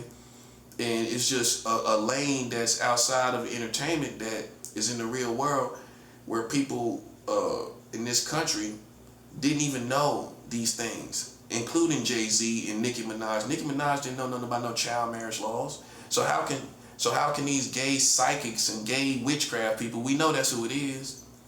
It's the gay witchcraft people who in love with Nicki Minaj. You trying to compare that person to me, and it's not gonna work, because she's not suffering for Jesus. Now, she it looks like she's changing or whatever she said or whatever, but at this place in time, Come on, bro. You don't get to throw up people that talk about Jesus a little bit and then they in my lane. That part. That's 7th album. Well, some people think, well, they start talking about God and I got rank over here. All I got to do is talk about God and I'm on your level. No, that's true. That's real. All I got to do is come over here and talk about Jesus a little bit and everybody going to esteem me on the same level as the prophet. Not so, buddy. Not so. Not so. Because you got to suffer. You got to suffer for Jesus. And I know a lot of people not doing that. I know these rappers and singers are not doing it. You're not doing it. You're not. So then, for people, I'm not saying they clout chasing, but I notice it's a lot of people from the other side in the culture that's coming over here because they hear about me, right? And they trying to play a certain position that they feel will be just as credible as my position. Does that make sense? And so they can say, go on Bishop J show or go to the UN and talk about Christians, and then all of a sudden you on the rank level of me as a spiritual person. No, it's not. No, it don't work like that. You can go to whoever you want to go to. And I am who I am. You know what I'm saying? And you are who you are. In God. And over here, you're nobody in God. You're not, because you're not paying prices that we paying. You're not going through these problems. You're not going through spiritual war. You're not in the trenches like we are. So it more so than even these singers and rappers, it's the fans that instigate situations. And I'm pretty sure they know that. It's the fans that get to talking and get to comparing people because they ignorant. They ghetto, you know what I'm saying? But I don't know how you figured out, not figured out, but I don't know how you figured these people could be comparable to me. I don't know how. Oh, I guess because I'm black, or it's kind of racist. Well, you comparing me to Jay-Z for what reason? Because he black and I'm black? That's kind of racist. Well, because I'm black, I get compared to Jay-Z, but we really don't have no it's really no comparison. But the only thing that we're black, that's the only common denominator. What's the other reason? See, black people could be racist too. Well, why am I compared to Nicki Minaj and Jay-Z? Because I'm black? Come on, bro. Come on, man. But then you can't show me where they're doing what I'm doing. They didn't talk about child marriage in America, right? But y'all triggering psychological games with these people. But them same people are not on the level that I'm on, and I can prove that by real happenings and real information, real receipts, real details. Like, nobody was here talking about child marriage. Nicki Minaj wasn't talking about it. She had all her fun and was with Young Money and everything for years and years and years and years, and she ain't never talk about no child marriage, and she wasn't suffering for Jesus. See, what people do is once their career kind of simmered down, now they talking about Jesus. That's half of the people out here. Soon as they, they done got most of their money and went out there and got most of their money. Now, you kind of humdrum, you kind of get bread here and there, but not like when you was first coming out. You know what I'm saying? So now people talk about Jesus. I mean, some people gonna look at it like that, bro. Some people gonna look at it like that because, it's just how else can you look at it? You know what I'm saying? Because how people look at it, if you was more relevant for a longer amount of time, you probably wouldn't even be talking about Jesus. You would be in the limelight, still over there making bread and everything. Now you kind of simmered down. Now people talking about Jesus. You know what I'm saying? So I'm just saying. I'm not saying that's the scenario. I'm just saying it's just being real. It's because we pay prices over here. That's the bottom line. The bottom line is we suffer for Jesus. That's my emphasis. Besides talking about how we love the Lord and how you love Jesus too. Nah, okay, because you can't argue with nobody about that. You really can't. What I'm gonna talk about is who's suffering for Jesus and not part of this culture anymore. Where you're not part of the culture. You're not part of all this stuff going on in the movies and the music and all of that. You're not part of that no more. That's what we're talking about. If we see that you're not abstaining from the culture, you're not abstaining from the community, we will not let no one that's famous come over here and talk about Jesus and then they get the same notoriety as we do. It's not gonna work. It's not gonna work, because if you don't suffer for Jesus, your works, what are your works worth? On the spiritual side, whatever it is, how far do your works go if you're not suffering for Jesus? Which I mean is abstaining from sin. That's the suffering. Bearing your cross, giving it all up. Many Christians, people proclaim to be Christians. The first thing you gotta do is have a spiritual house cleaning. Meaning you gotta get everything, all them horror movies that Nicki Minaj probably got. She probably got all the horror movies, all these movies. You gotta get rid of all of that. You can't have that in your house. Same thing with Kanye West. Kanye West been talking about Jesus for 20 years. Okay? But did you do a spiritual house cleaning where you cleaned your house of all movies, all pornos? We know that you didn't. Okay. I'm not judging per se. I'm showing you the rules and regulations. That's different. That's different than judging. I'm showing people rules and regulations. No different than people do in the streets and in the street life. You're gonna talk about fluently. You're gonna talk about rules and regulations, right? I'm doing the same thing. I'm talking about rules and regulations. That's all I'm talking about. If you got a house where you got scary movies, what we call scary movies in the hood, you got all type of secular movies. You as a Christian have to throw it all away. Okay, that's it. You can't have all that stuff and be a Christian. No. The first thing I had to do was throw everything away. I threw everything away. My music, all of that stuff, you gotta throw it away. And see, many rich people and famous people, you ain't gonna do that. You ain't gonna have. See, the first thing you gotta do is have a spiritual house cleaning, and that's where the proof is in the pudding. If you ain't done that as a celebrity, and you still got all kind of stuff in your house, nah. Jesus, listen, buddy. Those who follow Jesus have to do this.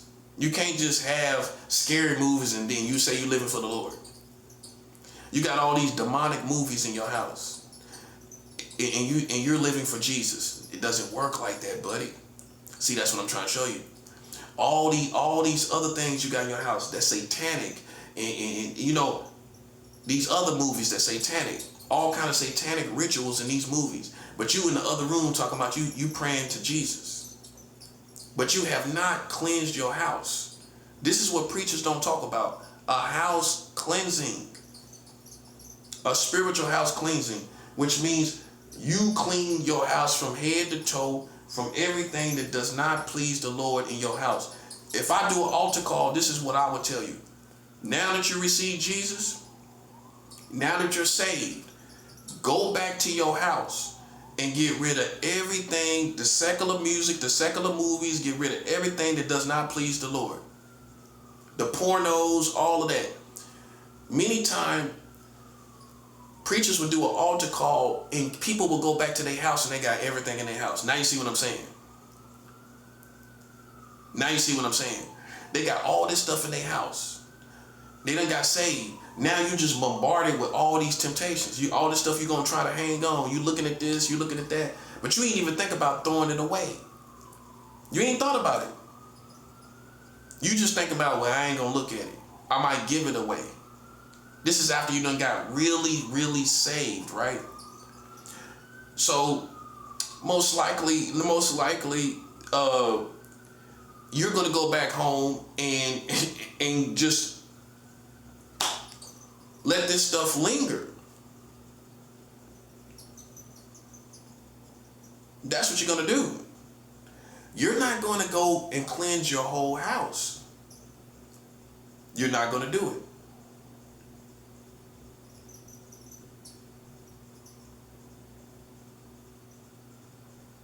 So you fall back into the very things that surround you in your own house.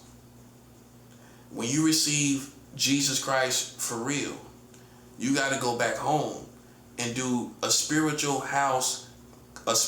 cleansing of your house. You got to go back in and clean everything out your house. All the secular music, all the movies. You see, that's going to be the hardest.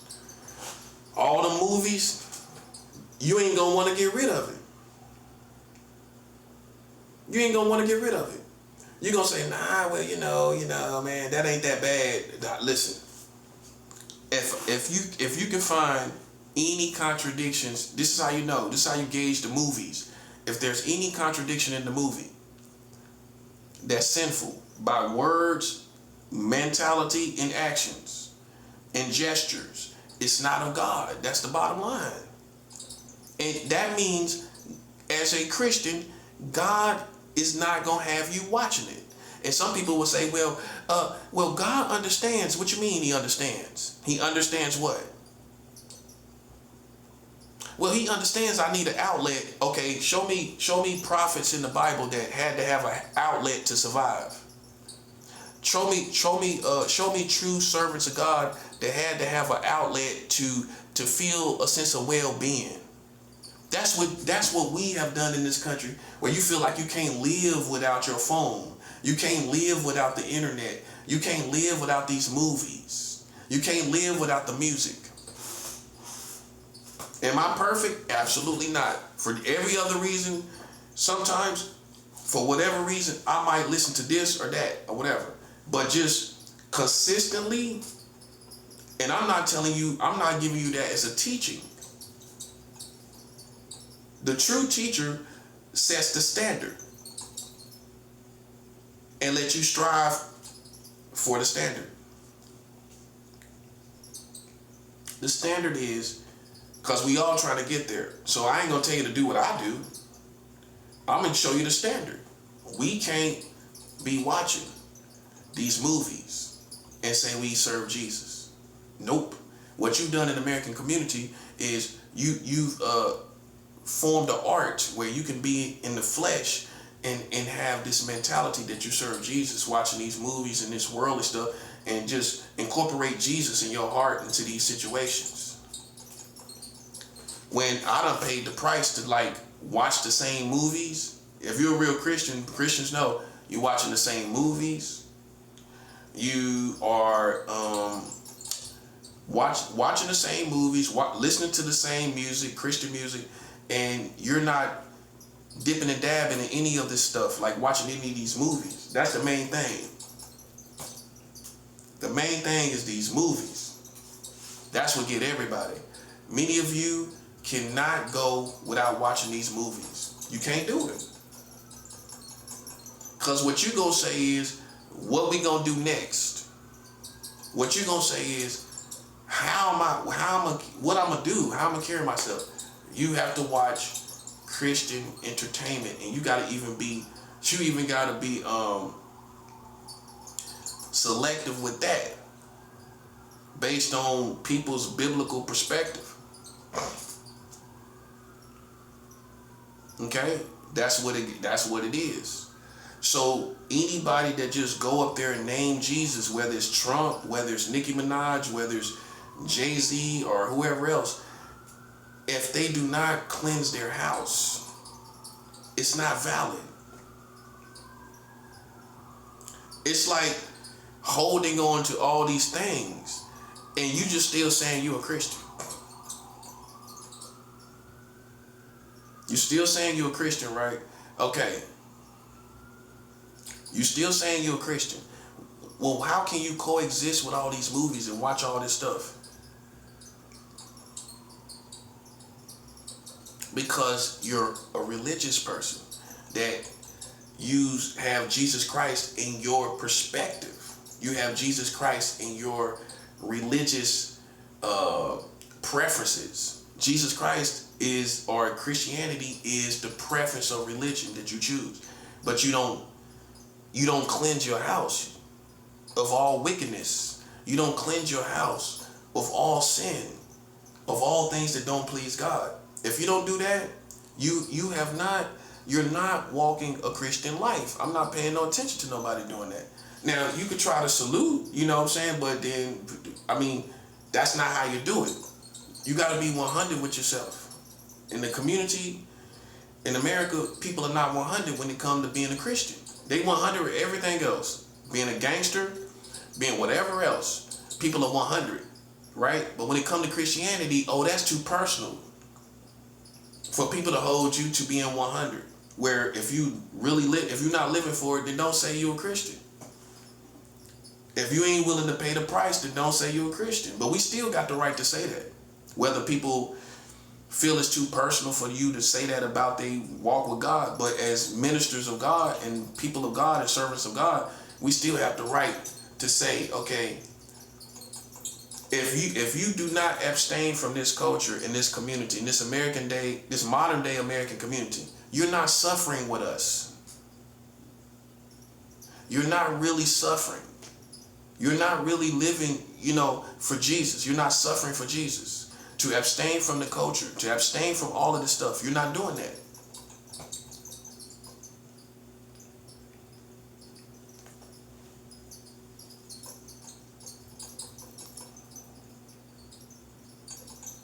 Okay? So that's just why it's a war, you know what I'm saying? Because not them.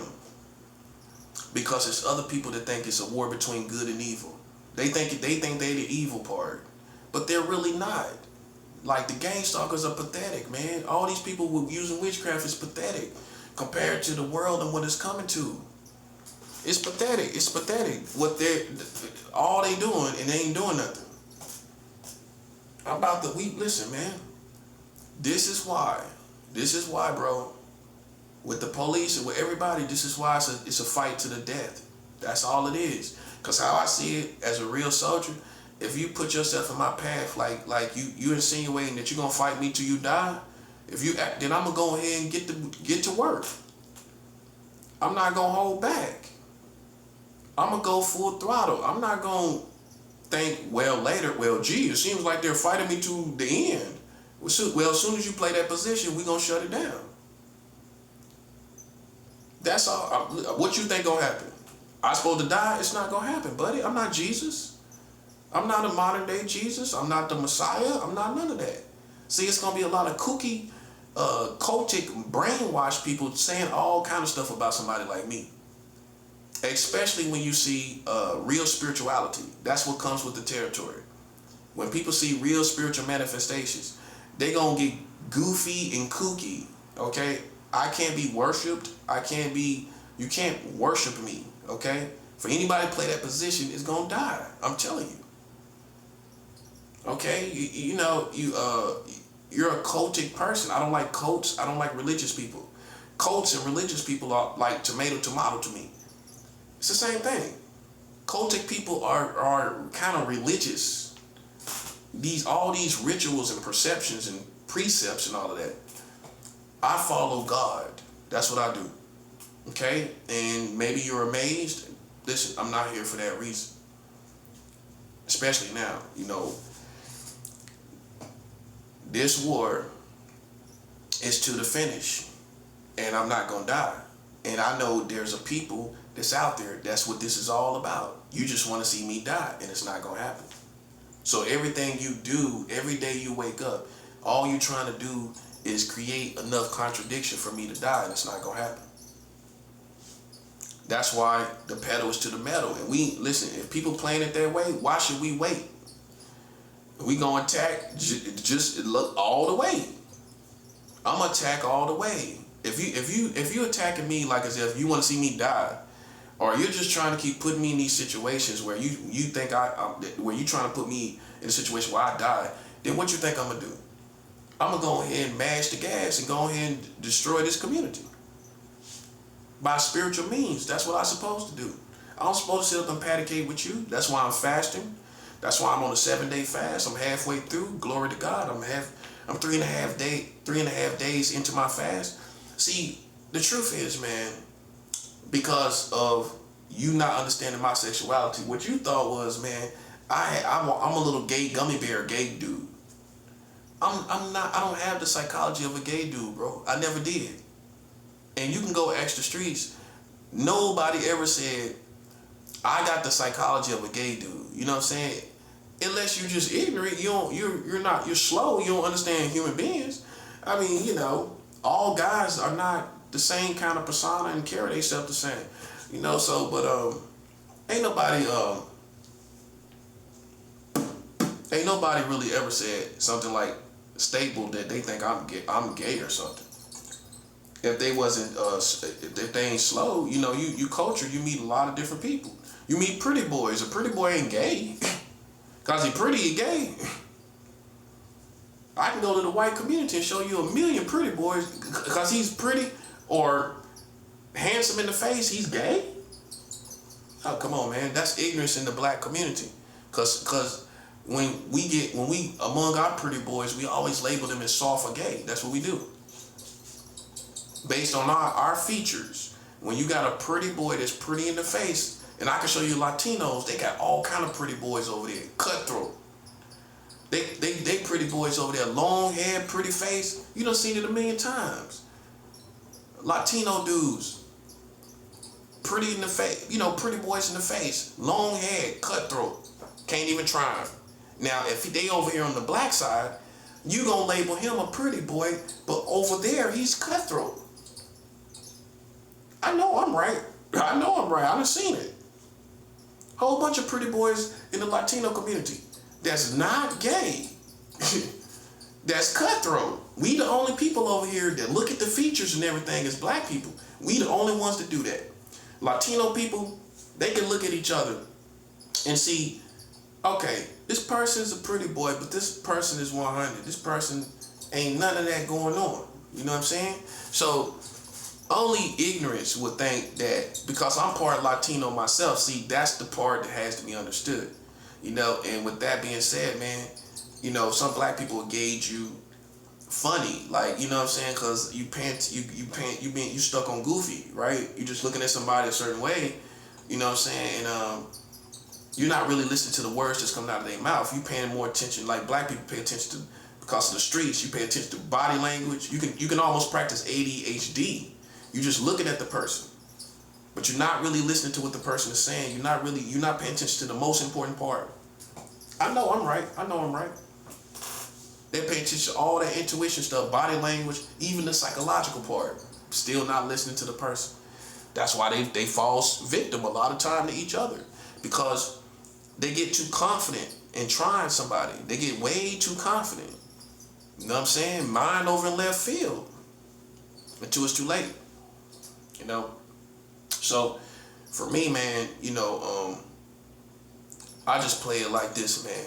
Whether you believe I'm a god or not, you think you could try me with these famous people, or Brooklyn or New York or whoever else you think you got in your sleeves of playing with me. Who you think, any plans you think you got, listen, I'm gonna show you what God is going to devour this community. That's what it's gonna come to. I'm in the trenches, buddy. I'm in the trenches. I'm fasting right now. I'm about to send money to Colombia. That's about to happen. What's the day? Tomorrow. Cause today, it's almost Monday. Tomorrow, Tuesday. I'm about to strike again, sending money to Colombia. It's nobody that can stop it. See, in the American culture, in this community, people be scared they gonna die at the end of the year, and people kill people at the end of the year. So it's this funny vibe that's always where people don't think they gonna make it themselves, and some people trying to stop you from making it.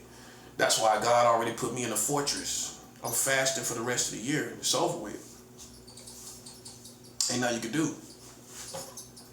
And they can play all the games. That's why I don't trust nobody in this building. No, because I already know, even if they try to act nice, I already seen them. This is the discipline I got as a soldier. I already seen you play a certain position. So explain that. I don't care what the justification is. There is no justification for me.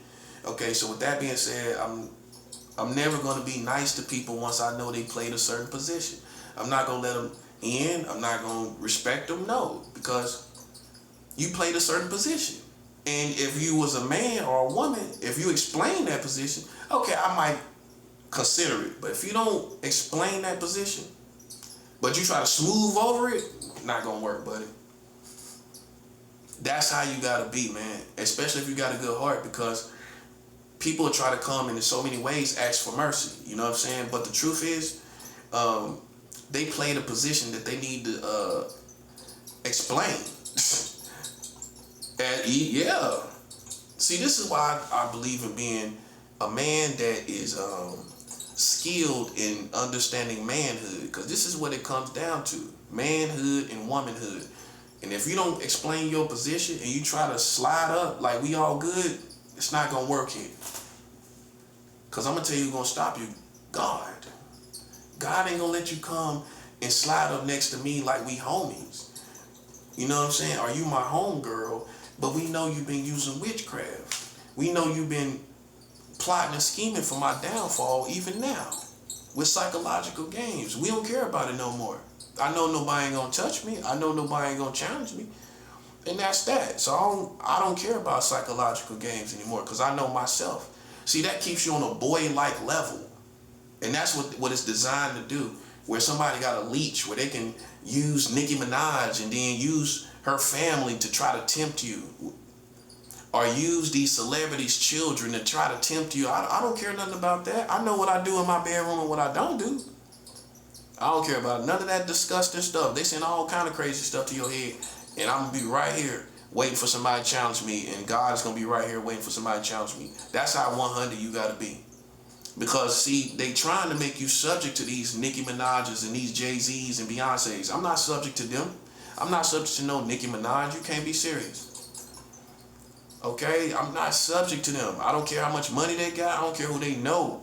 I'm fighting America. I'm spiritually, in the spiritual world. Imagine me with some certain individuals, me being intimidated by certain individuals, and I'm on this level. See, you just used to, as American community, seeing a black man fail. That's all. So that's all you waiting for. You waiting for ratchet failure. That's what you waiting for. It's not gonna happen. I'm professional. I'm in the trenches. I'm spiritual. You ain't gonna see ratchet failure, ghetto failure. You ain't gonna see it. Because I'm not dealing with the same pitfalls that y'all dealing with. I don't got no vices. I ain't smoking no weed no more. I ain't smoking cigarettes. I'm not out there in the culture. I'm not trying to be. It's washed up. The whole culture is washed up. It is. It's almost over. It don't even make sense anymore, because these real wars overshadow anything some rappers even talking about. Do you care? That's how you know it's the end. Rap music don't even make sense anymore. I mean, who cares who these people are? Look at these real wars going on. That's the bad guys. That's the tough guys. The tough guys is all these people in these real wars. We ain't think about no persona of no rapper. You know what I'm saying? Not me. You gotta agree with it. We don't care nothing about that. Nobody don't care nothing about. I mean, there's so much crazy stuff going on. The everyday people are way more harder than these rappers. They are. I mean, the streets is way more hardcore and realer than these rappers. As far as violence and all, man, the streets is on a whole nother level, man. And if you ain't think I knew, I'm too informed. I watch the news too much to not know. So you're intimidated by Jay-Z. You're intimidated by Nicki Minaj. You're intimidated by all these other people, but I'm not. Okay, that's what made you a sucker.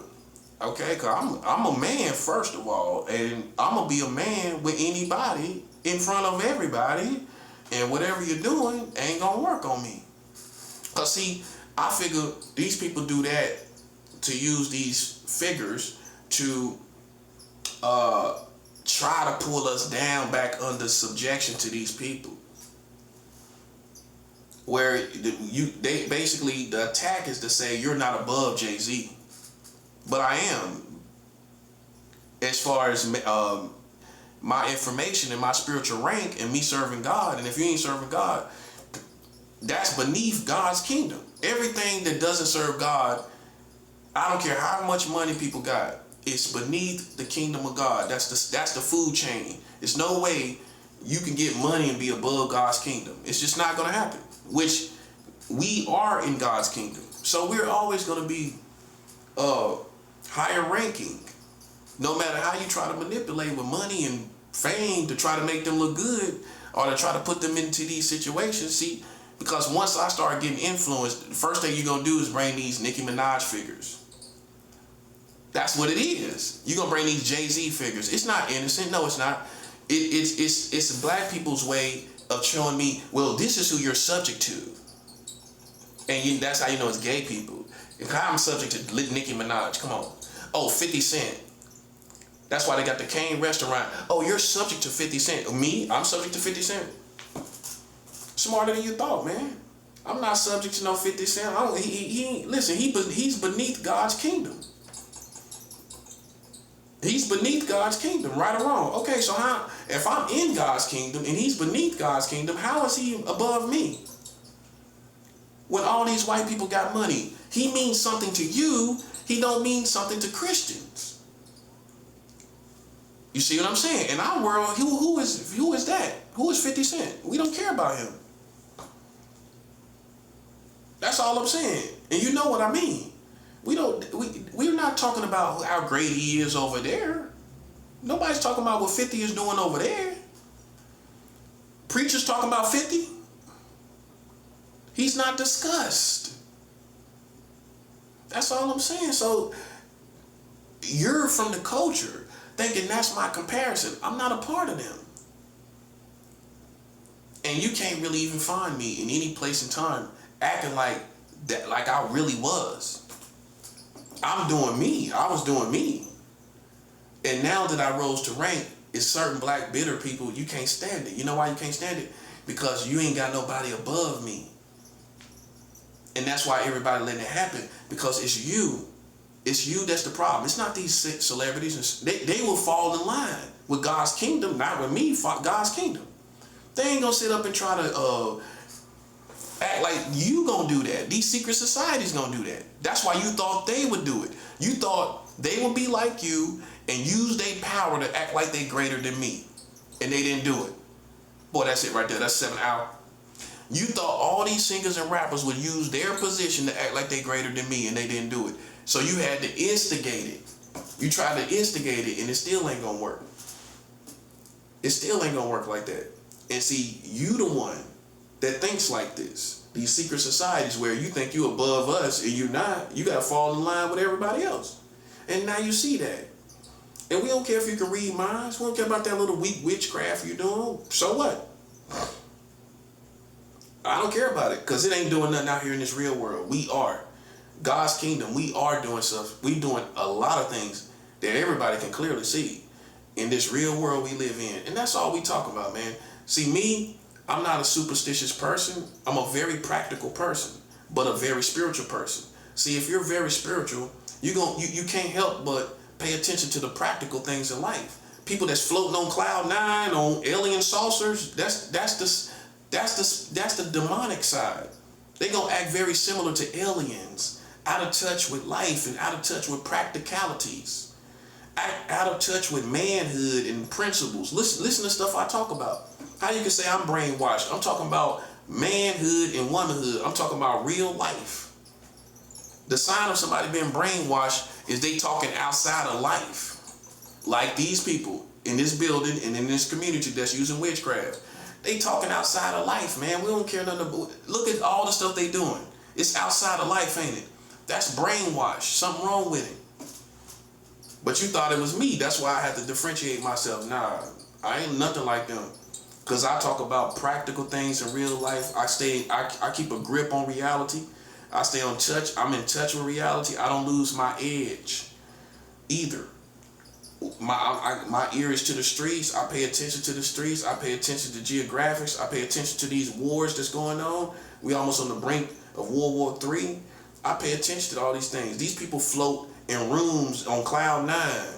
You know what I'm saying? I do not relate to them at all. We not cousins. aunties, uncles, none of that. Brothers or sisters. I do not relate to them people. You can see, I talk about real manhood, real principles. So and child marriage, the laws that the Americans are doing, what they talk about, that's in our real world. That's not comparable to God's kingdom, man. They fronting, man. That's what I'm trying to show you. They think they're at war with me. I call it a one-sided war. It's one-sided. Just because you thought you want to fight me, I will fight you directly. No, you such a weak foe. I'll fight you indirectly. I don't face them no more. I don't face nobody I beat 1,000,000 times. How is that fair to me? I beat Freemasons and Illuminati from California to Florida to New York to North Carolina, all the way back to New York. You know what I'm saying? Them lames, man. That is no competition for me. I speak for myself. They are no competition for me, buddy. We don't care nothing about them images, the psychological stuff that you're doing of these celebrities and they kids. They'll put diapers in your head, dirty diapers. We know all about it. Kids, images of kids, all kind of filthy stuff there. I'm just exposing. Children images of children's bodies, all kind of stuff. Lust, all kind of crazy stuff. Sexual insinuations with other people, old people, all young people, all that kind of stuff. That's what they doing to everybody. That's why some people are suffering, because you won't let it just be them. It's them. So why would you feel bad about talking about it? Because people going through it. I already know. My own mom telling me how thoughts is coming across her mind that she wouldn't even think about. That's why we going to war, because they gang stalking my mom too. Man, listen, I know what this gang stalking is in 2026. I already know what it is. I know the telltale signs. If my mom volunteers information to me that these thoughts are crossing her mind and she don't think nothing like that. See, what you're gonna say is somebody's bipolar, schizophrenic. That's gaslighting from the old American perspective, where when you can play with us and make us look crazy and are crazy to ourselves or crazy to the community, we past that. We know that it's real. We know what you're doing, and we don't care how you're doing it. We know you're doing it. Okay, so that's the bottom line. Okay, so my mom already told me and confirmed to me that thoughts come across her mind that she wouldn't even think. That's them. That's the psychological people. So, I mean, I don't care what race they are. We about to go all the way in, man, to where it's about to be major extermination of the community here in America by God's means. God is about to do this. I mean, I don't know who they think they are, man. We're not impressed. Nobody don't think they tough. They cowards. If they wasn't cowards, it would have been over a long time ago. So they cowards. We don't acknowledge them. And they contradicted themselves so bad, man. You don't know what that is over there. Tell me what it is. Putting thoughts in people's head, all kind of crazy stuff, weird stuff. That's what everybody going through, and I'm just setting you free, because I don't care what. See, my personality, I don't care what you. Listen, I know what I'm thinking. What you thinking? So what? I don't care. I can live with it if I was thinking it. I can live with it. That's the only thing you got to be able to do. Live with it. See, Sun Tzu said this. Sun Tzu said this in The Art of War. You cannot be delicate in honor. Which means when they start throwing these psychological images to your head, because that's all they can do. Think about it. What else they going to do? You ain't in public. You don't interact with nobody. So all they're going to do is try to play around your head in your room and in your house and in your apartment over and over again. To you become, they hoping that you become incriminated, where they can try to go tell people you thought some crazy thoughts towards children, or that you become depressed or suicidal or have anxiety and panic attacks, anxiety attacks. They want something like that to happen.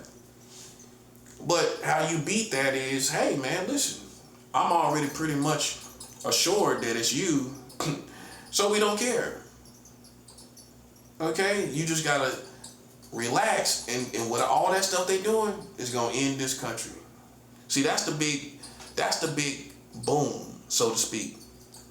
That's the big bang, is all this stuff they doing against our mind, guess what's gonna happen?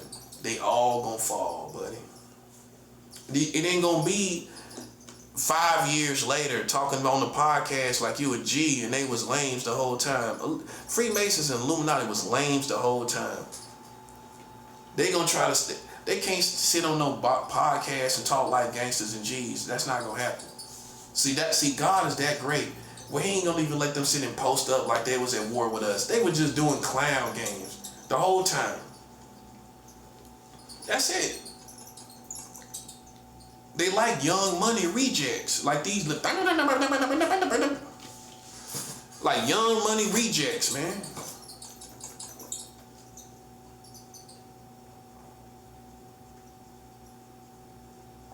Young Money rejects. That's all they are. We don't care nothing about no Young Money rejects, man. That time is over anyway. How long ago was it when Young Money was 16 years ago? Almost 20 years ago? Get over it, man. It's over. And I don't mean that towards necessarily Wayne and whoever else is a part of Young Money. It's these fans that think that's in these time warps of 2009 or something. It's not 2009. Yeah, it's 2025, buddy. I'm aware of the world I live in, or you. I'm tripping off of you, buddy, because like, we definitely don't think you hard. We definitely don't respect you, and we definitely don't think you beat me. Nobody does. So then what do you have? Your own mental persuasion of something, obviously. But I don't know how convinced you could be, because ain't none of that working. So the more you work on me, the more we gonna work on your whole entire American community. And that's the wisdom that you get out of this situation. They don't want you to fight this whole community, but this whole community fought guerrilla warfare against you. Guerrilla warfare, by definition, in this context, is when they use entire communities, even kids in the community, walking around playing with this one person. That's guerrilla warfare. That's what it is, and that's how God look at it. They used American community against you. It wasn't just no secrets. Them people was Americans. And some Christians you're not gonna come to terms with it. The people that you're referring to was the Americans. Collectively, it's them. But some of us, you just need to fast so that your discernment can get on point.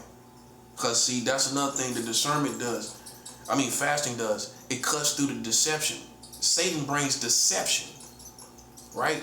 With fasting, you cut through the deception and you can see the real world where it's the American community. They butthurt and mad because they destroyed the community. We all know it. That's what they mad about. They mad because they mad at Christians because they fought us and they got their snout tore off. They barked up the wrong tree, got their whole snout tore off. Played with the wrong animals, buddy. Come out here playing, trying to be cool, trying to flex on people. Played yourself. That's how it works. Found out. Messed around and found out, man. You can't play with no prophets. You can't play with God's people. You messed around and found out, buddy. I don't feel sorry for you at all.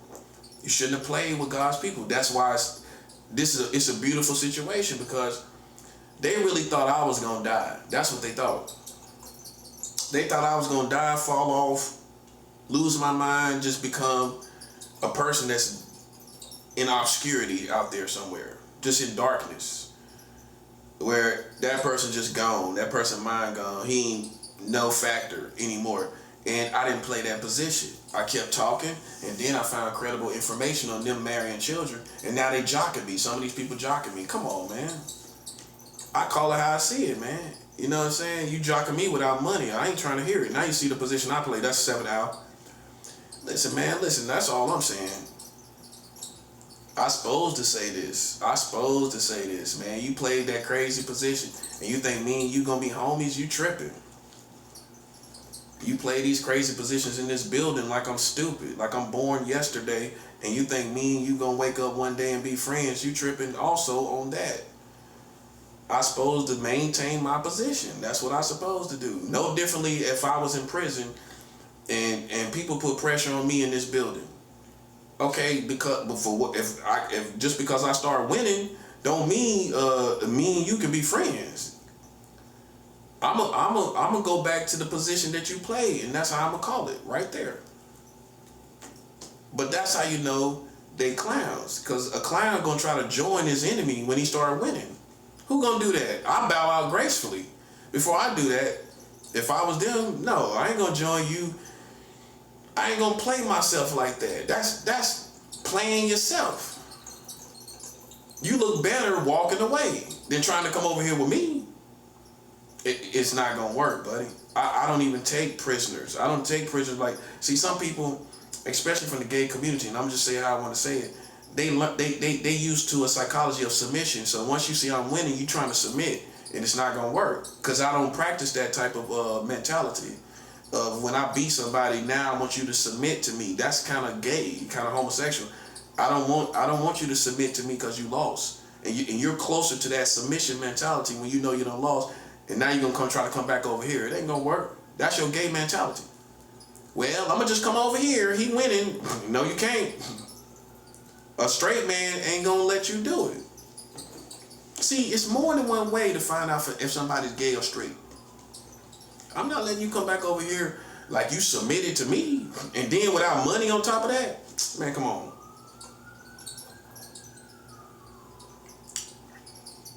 Half of their psychology is submission. You know, when you start losing as a gay dude, something in you gonna make you submit to something stronger than you. That's how you built. I'm not built like that. If a straight man lose, he gonna bow out gracefully. He gonna stop showing his face. A gay dude come around because you halfway think that's your companion now, that you submitted to, and he told you he was. You see what I'm saying? That's gay psychology. It is. It is gay psychology, because you think that because I'm winning, that you can come over here and you can kind of be friends with me. That's got to be a gay person. What straight man gonna think you can be homies with me? That's how we clear it all out. We know that's gay. Well, how a straight man gonna think that? You done played yourself. You done played with me. You done played with the community. You deserve to die. Everybody feel that way. We don't care what the police is saying and whoever else is saying. They can't save you. They can't save you from God. So it don't matter. They can't save you. You shouldn't have played out here in the streets. They cannot save you, buddy. That's the truth. That's what you need to hear, because they can make you feel comfortable all you want, but at the end of the day, they can't stop this system from collapsing in America. They can't stop these wars that's coming for you. It's coming for you. And they can't stop it.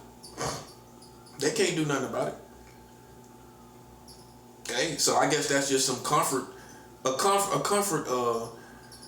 food.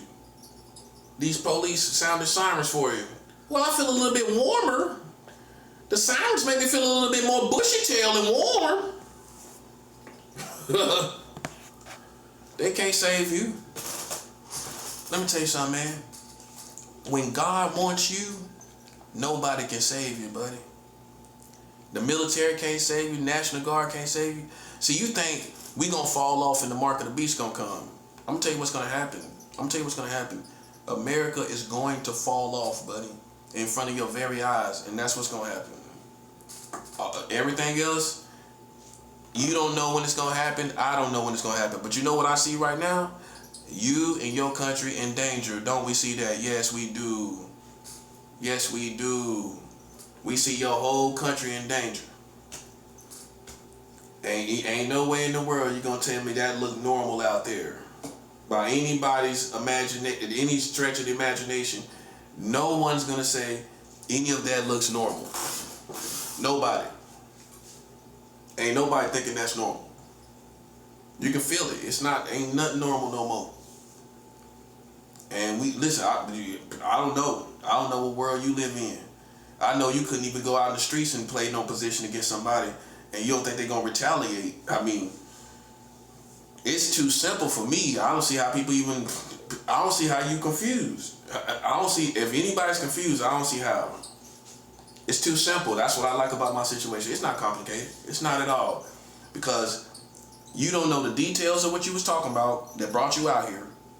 You can't tell us what the details are. All you're doing is giving us subject matter, and we're smart enough now. We know that. No details. So you're just filling in the blanks into the community about details that you couldn't prove, and you don't know what happened and how it happened. Okay? That's number one. So all you did was Jedi mind trick people